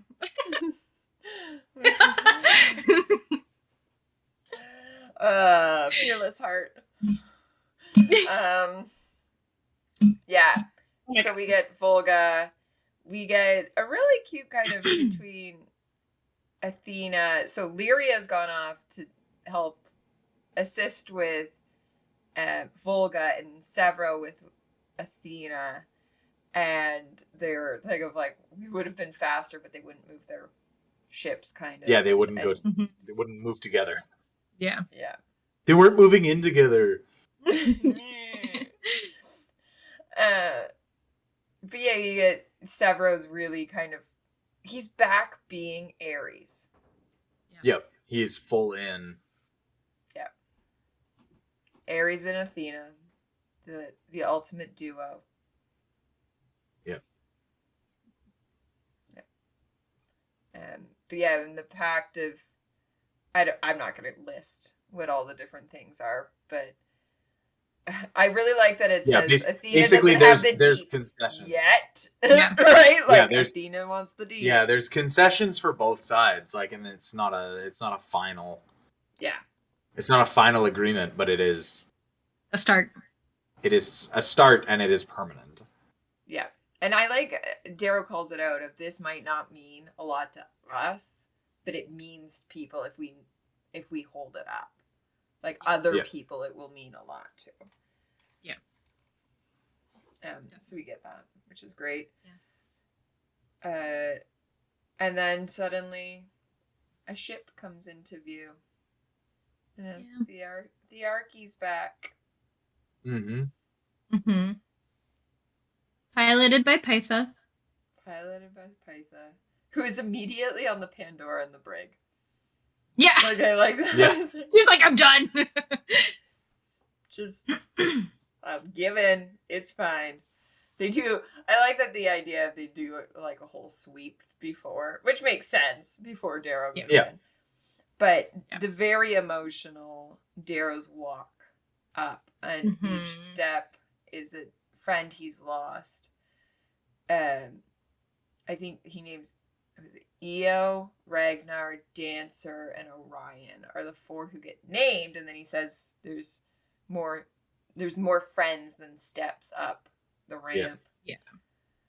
And it's interesting to me because me as a reader, even today, kind of forgetting who he names, I was like, not Pax, but it's like Pax was such a blip in comparison. Oh, yeah, to, like us as the reader are like so weirdly obsessed with original Pax.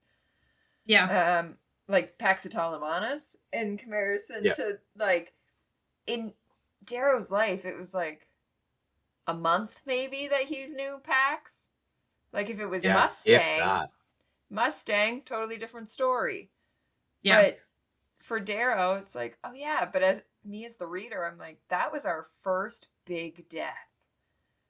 Yep. Was Pax. And then he's not even one of the people mentioned.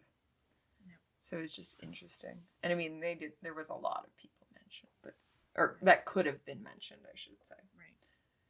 Yeah. And even then, I mean, Pax wasn't necessarily a byproduct of the Rising yet. Right. So Yeah, that's a good call out as well. his name doesn't necessarily need to be included in those because he didn't lose his life trying to protect the Rising. Yeah. I thought it was really interesting. And because I was thinking about it. So as I was listening to it, so Lysander goes and says in his chapter before he sends Pytho away that he put Cassius in dress whites, essentially. Yep. Or a white tunic and whatnot. But then when Darrow goes up to go and actually see Cassius, he's in his favorite blue shirt. Yes. With the ink stains on the on his cuffs. So that really got me thinking of how Lysander didn't really and it almost was a slap in the face when I read it, like Lysander's portion, because he dressed him as a Bologna and as the Morning Knight. But he had disconnected himself from that title for so long that it was almost like Lysander doesn't even know who he is. Yeah. And then you get this presentation that probably Pytha was the one that put him into that shirt. Yeah.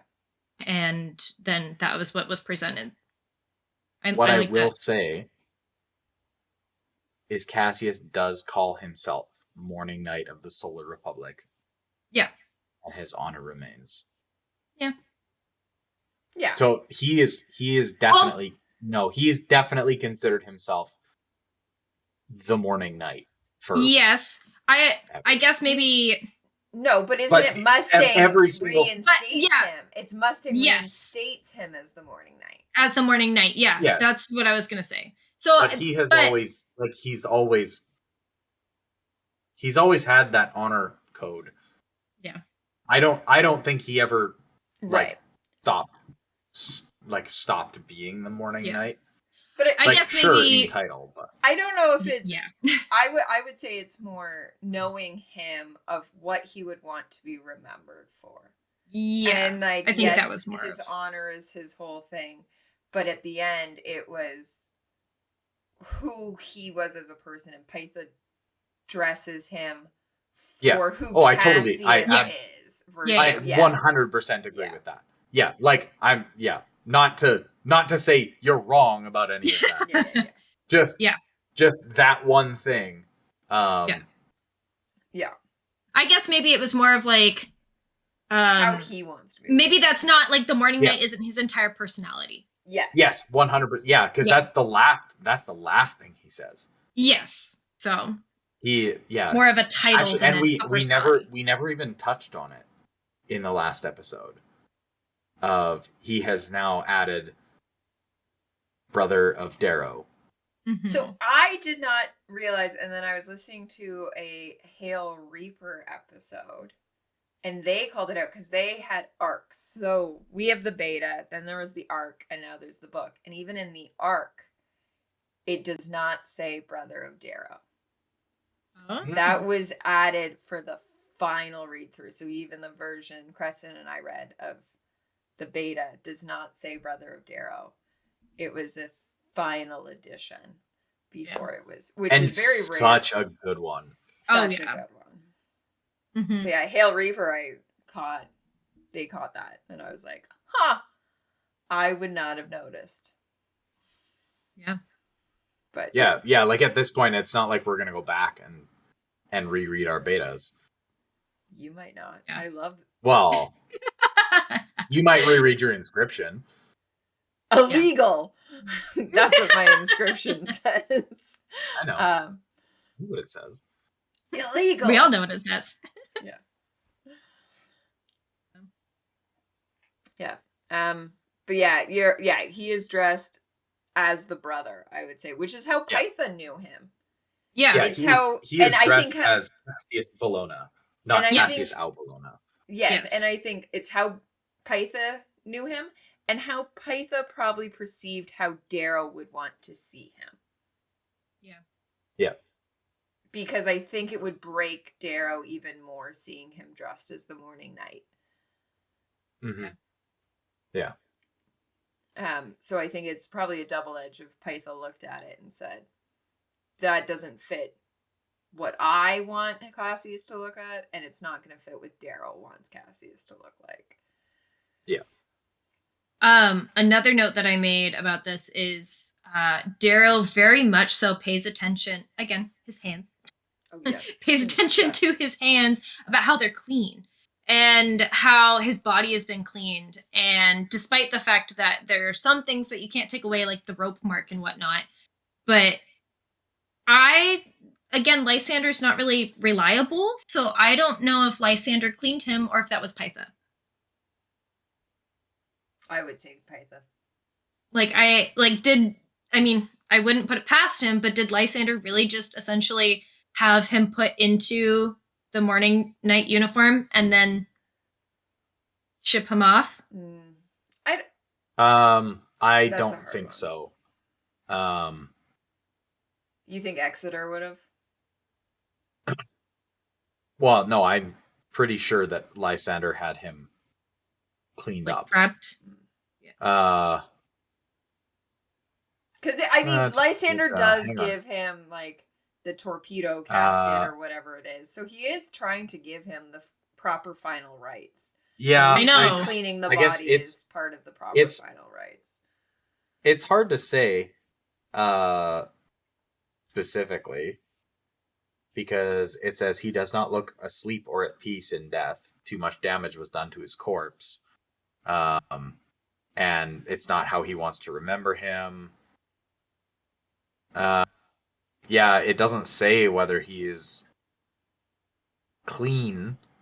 Right, which I guess then... But I would venture to say that is when he was cleaned. Right, so then I guess then it... In that retrospect, understanding that, it's more of a visualization of how much each character cares for him. So Lysander can't even stand to look at him because he's doesn't want to remember him that way. Yet Darrow is sitting there looking at every single detail so that he remembers him and make sure that he actually looks the way he's supposed to, like how his hair is still curly and yeah. So I think that just goes to show more of what characters valued him more and showing that although maybe Lysander didn't necessarily care for him, he did have enough respect for him to send him to Darrow. And in the end, Darrow was more deserving of having Cassius in the end.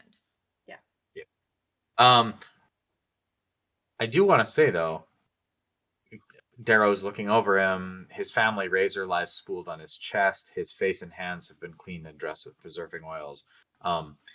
Hands? Yeah. Did Lysander sew his hand back on? Maybe.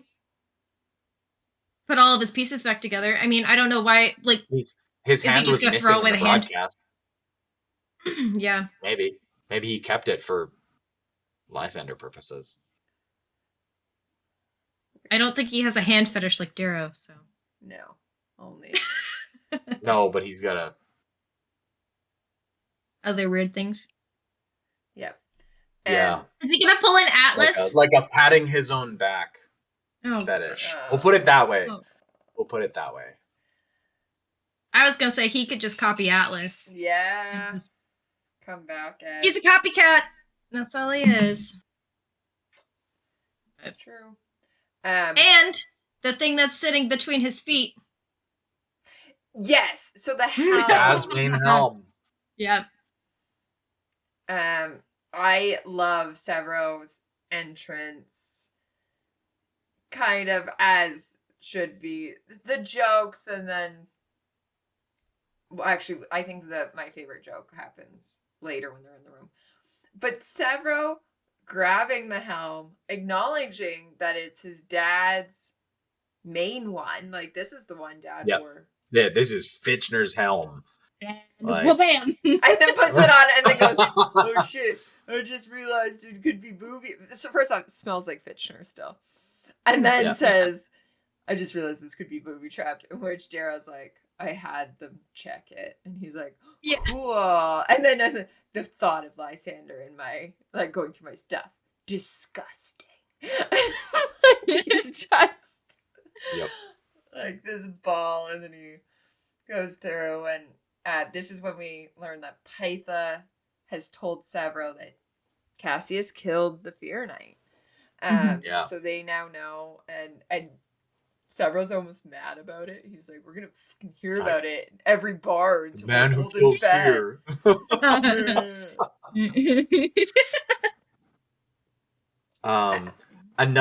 Another Cassius joke that I would like to touch on is running out of the meeting with the Moon Lords. Darrow thinks maybe you should rethink the slipper policy. Is what Cassius would say right now. God damn. Aww. Well, because then we go into his room, and Darrow's kind of upset at first if you've infiltrated his personal space. Walks in and starts touching stuff. Yeah, we learned it's the only room on the Archimedes that Darrow has not been in.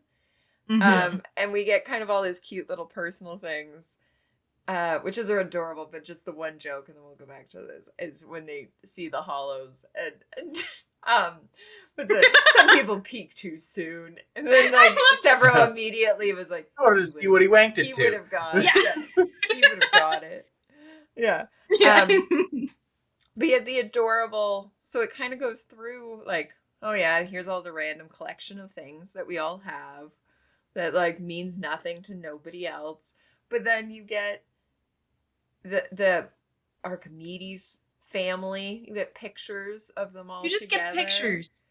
And then news clippings of the you pack. get the news clippings. That is the, like, including and Clown, not just like Clown and Pebble and Screwface and all the OGs. Yeah. Yeah. Except for Thistle, she's not doing much. Fuck you, Thistle. Who's Thistle? We don't talk about Thistle. Can't she not breathe out of her nose at the end there?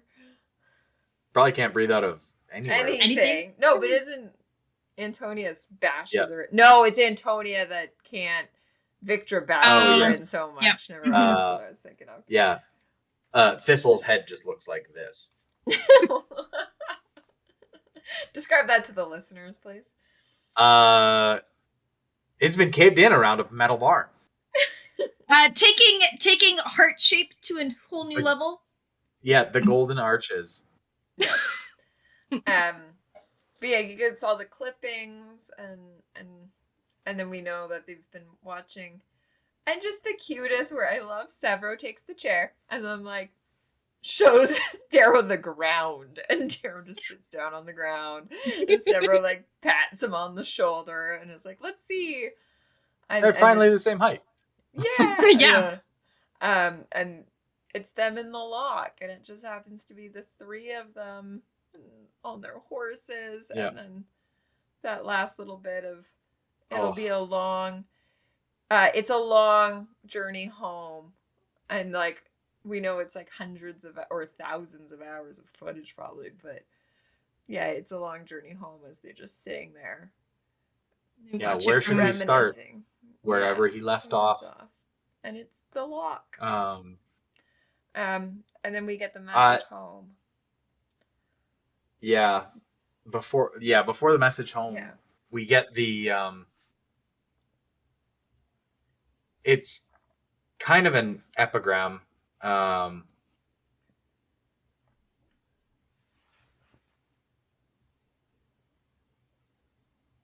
Together now at the age of many of the proctors who watched our antics from Olympus, we watched the three boys ride their horses across a moon's-lit plain. The boys were us once. Drunk on victory, they carried an owl standard and howled like idiots at the moons. We were idiots, trapped in a world of lies. Maybe the howls were the truest things that came out of our mouths. We were all just lonely in search of a pack.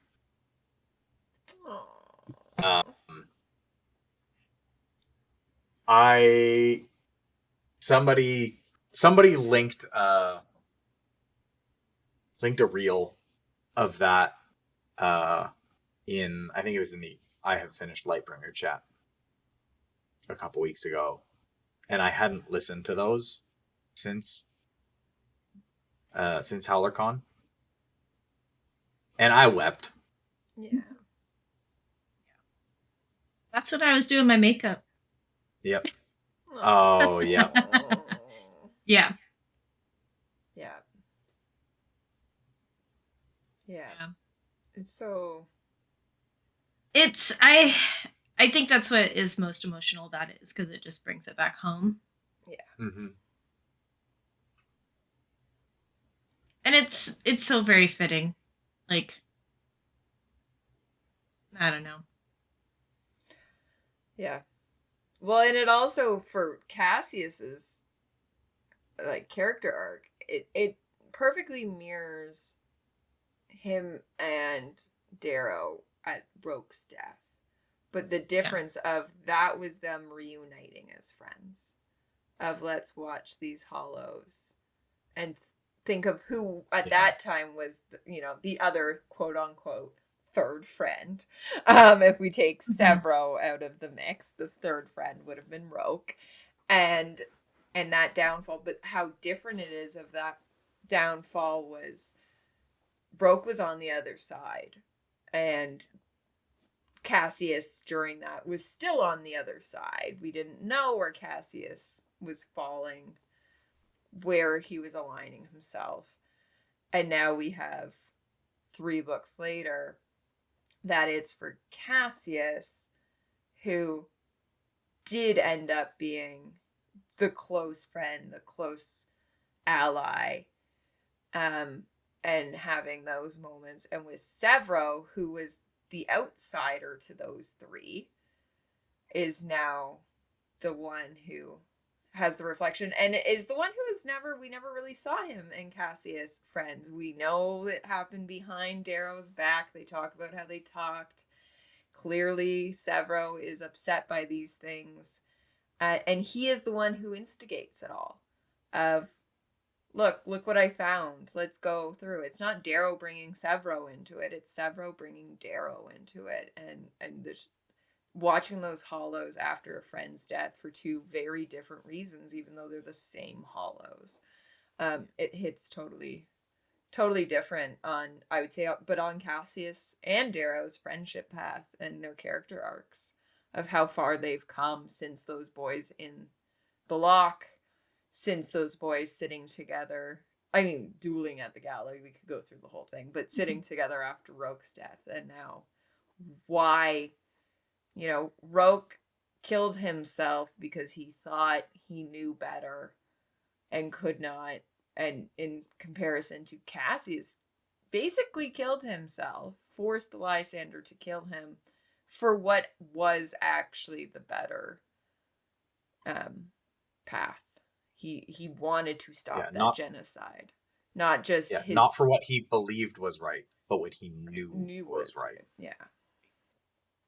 And to kind of piggyback off of that, especially with you making the point that Sevro was the one that initiated this event of them watching the holos, I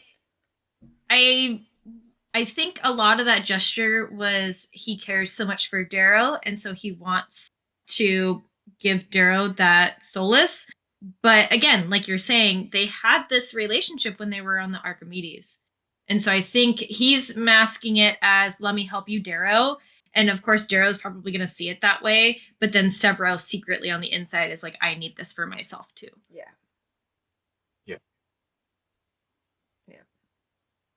Well, and we know Sevro's been going through how much grief on this whole book, especially the loss of his son, that he does not get to properly mourn in any capacity.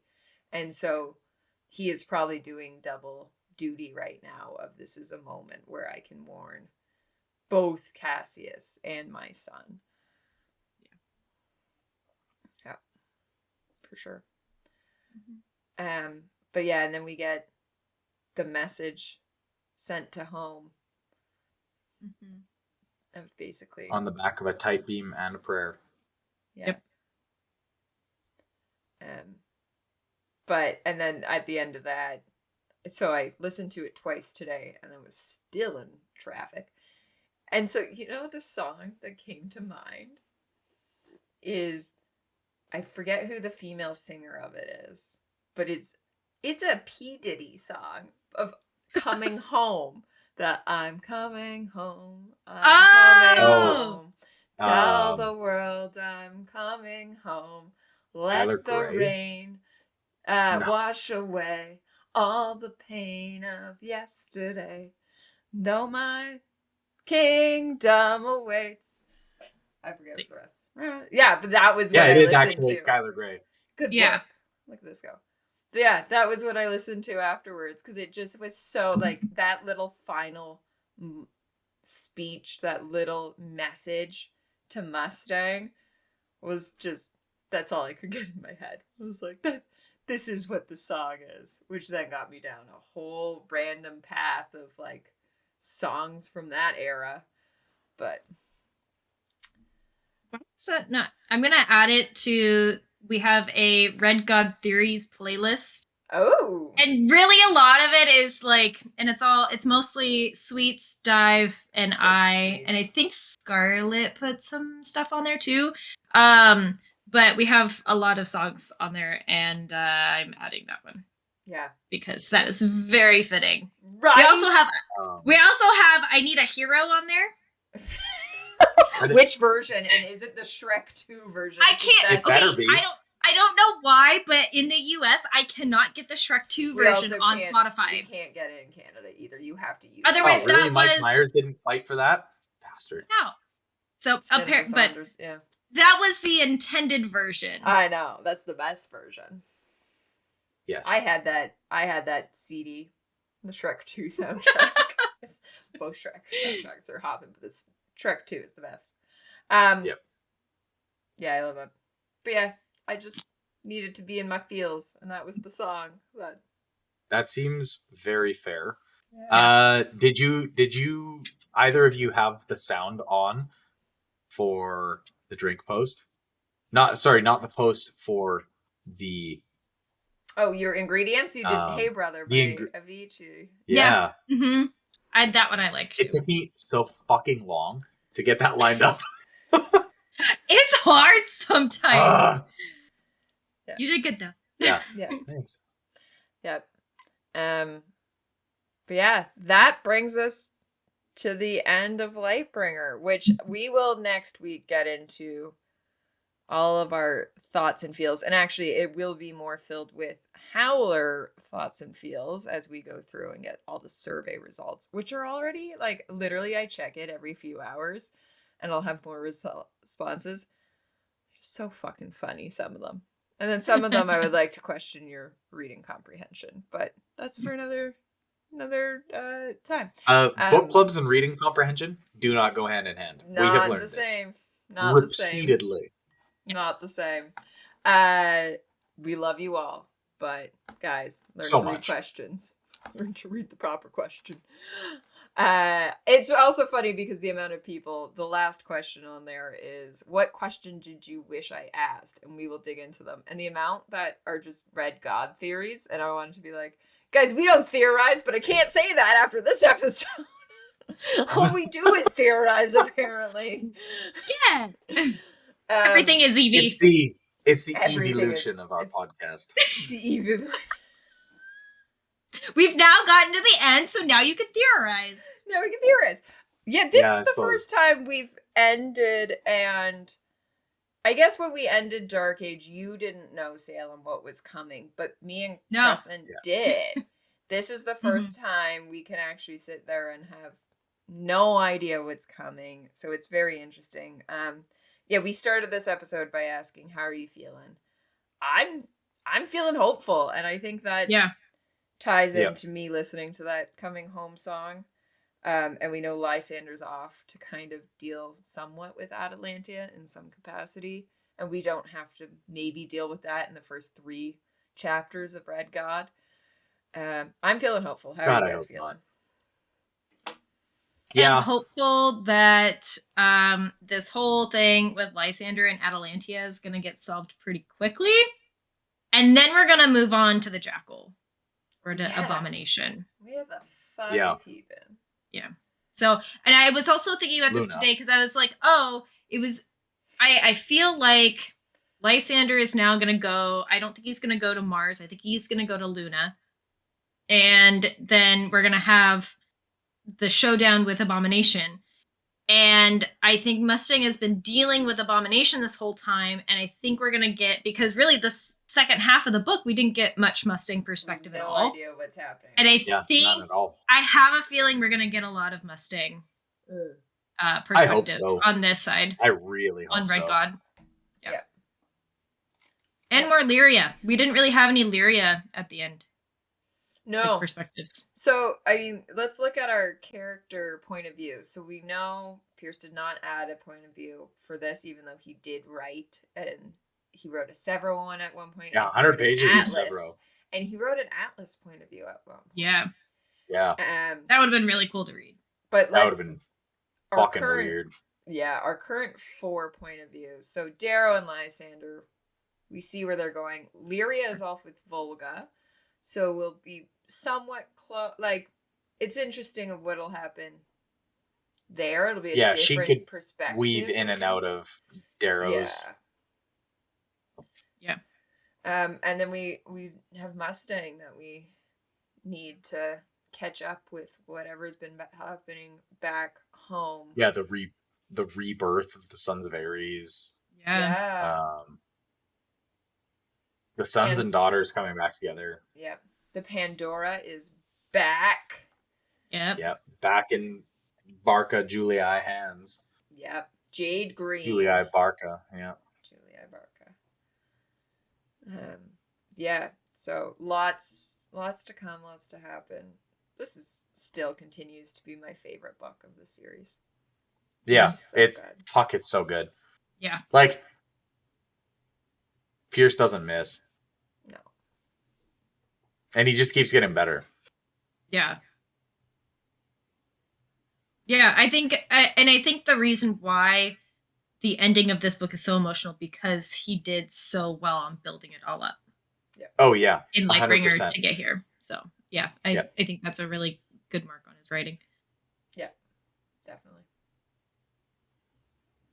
Awesome. Well, I think that's it. I the think one that thing concludes. Yeah, well, the one thing we have to talk about is the Expect Me contest. Yes, we do. Have 2 entries to it. So you'll remember it was like a month ago at this point that we... Yeah, he's been a minute. And by the time you watch this, it'll be like 6 weeks since we've opened this up. We wanted merch. Now, there is some ongoing discussion about whether or not the idea was that we would release these for people to vote on which one they like, or we could just release them both. So maybe that's part of it and give us some feedback. Right now, on your screen, down there and right here, probably. Somewhere. Yeah. Okay, so appearing on your screens right now over the Fade to Obsidian logo is coming up a design by Mishap, or Matt Reynolds art. And over the Howler's Den logo is coming up one by Slink, who is Jess Lost in Books. So what we will be doing is we will hold a contest. You can vote between the two. Very similar, you'll see, of using the sling blade in first, kind of that call to action. And then the words "Expect Me." I like it carved onto the sling blade, as well as Slink puts it going across. Is that the hosta that's what the other sword is? Is that what I'm correct on? And so these will be going up on, we're going to do a poll. Or if it is a pretty clear tie or enough people tell us they want some of each, we will put them both up. And then we're going to give them half the profits for lovingly giving us these designs. Absolutely. And they'll be available on Redbubble. Unfortunately, because I don't know exactly what type of files they're giving me, we will definitely promise you t-shirts, stickers, and all of that. But when it comes to the aprons, the clocks, the duvets especially, and some of the weirder other things, it does have to be special files. So it all depends on what that looks like. But take a look and head into, we're going to host it in the Den, the official poll, but feel free to comment here on YouTube. If you're on Spotify, head over to YouTube or our Instagram and let us know what you guys think of these two brilliant designs. And thank you so much, Miss Hap and Slink, for submitting them. We greatly appreciate it. Yeah, absolutely. First of all, we love having the competition. And second of all, we love that you guys were willing to do that for us. Yeah. Skipper has had Expect Me living in her mind rent-free Forever. for ever. I'm still shocked of how big of a thing I made it, that I didn't realize it's not actually that big of a deal. It just weirdly is to me. So thank you. It's a big deal. It's just not a big, oft-repeated deal. It's only the 2 times. Yeah. But yeah, thank you both. And everybody go chime in on YouTube, Instagram, or in the Den, and let us know what you guys think of these becoming merch. And then I think that is it. Make sure yeah. Before we totally sign off, we should speak of the only other merch that you can actually get that the rest of us are wearing. I know, right? Or one of us is wearing. Yeah. Over at howlerhollow.net, you can grab the Thunder and Lightning sweaters, shirts, stickers. Sweaters, shirts, stickers, sweatshirts. Pretty much, if you love your boys, Cassius and Darrow, then there are shirts on howlerhollow.net. Perfect. Show us the back, Salem. Oh, God. Can I get up? Hold up. Salem's too drunk? No, I'm not. You got faded to obsidian. No, I did not. Oh, it's amazing. Can you even see so it? So good. Yeah. I don't know if you can pull your hood up. Okay. No! There we go. There it is. Lovely. I would definitely say for the sweatshirt, size up. Because they are a little small. Okay.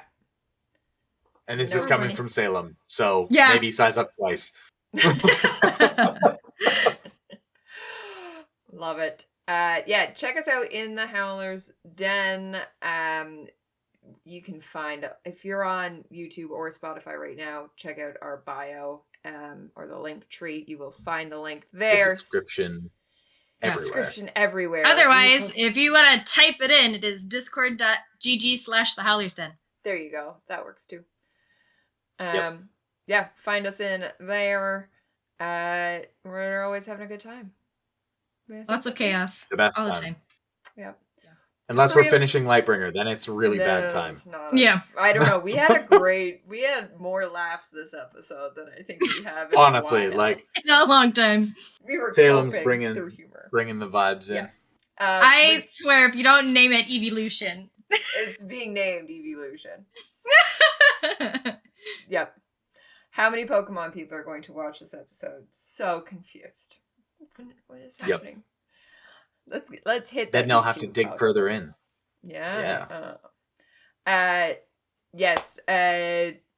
Next week, Salem is back with us as we do our true ending wrap up to Lightbringer. Yeah, our full book wrap up. Yeah. In which we're getting everybody's opinion. The week after that, it is the memorial to Cassius, the Cass Bash 3.0 with Dram and Hydra. Bow. Yes. I don't think it's going to be that much of a fight, but we're going to do it.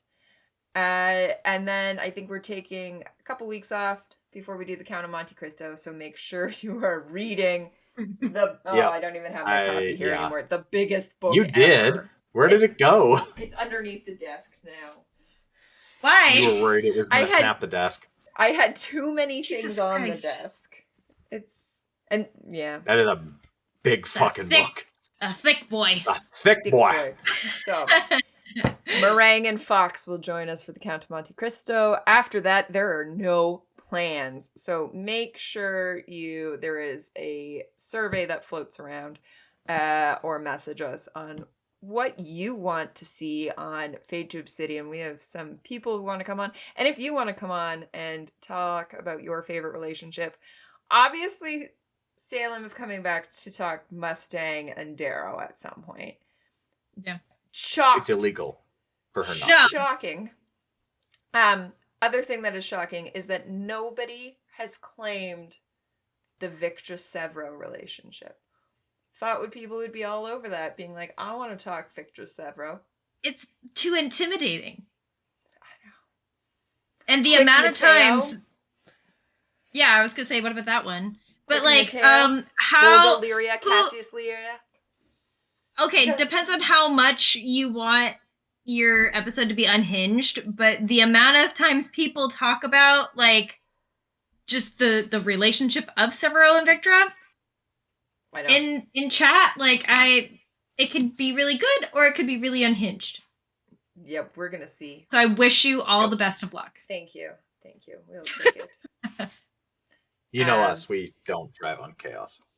No, never.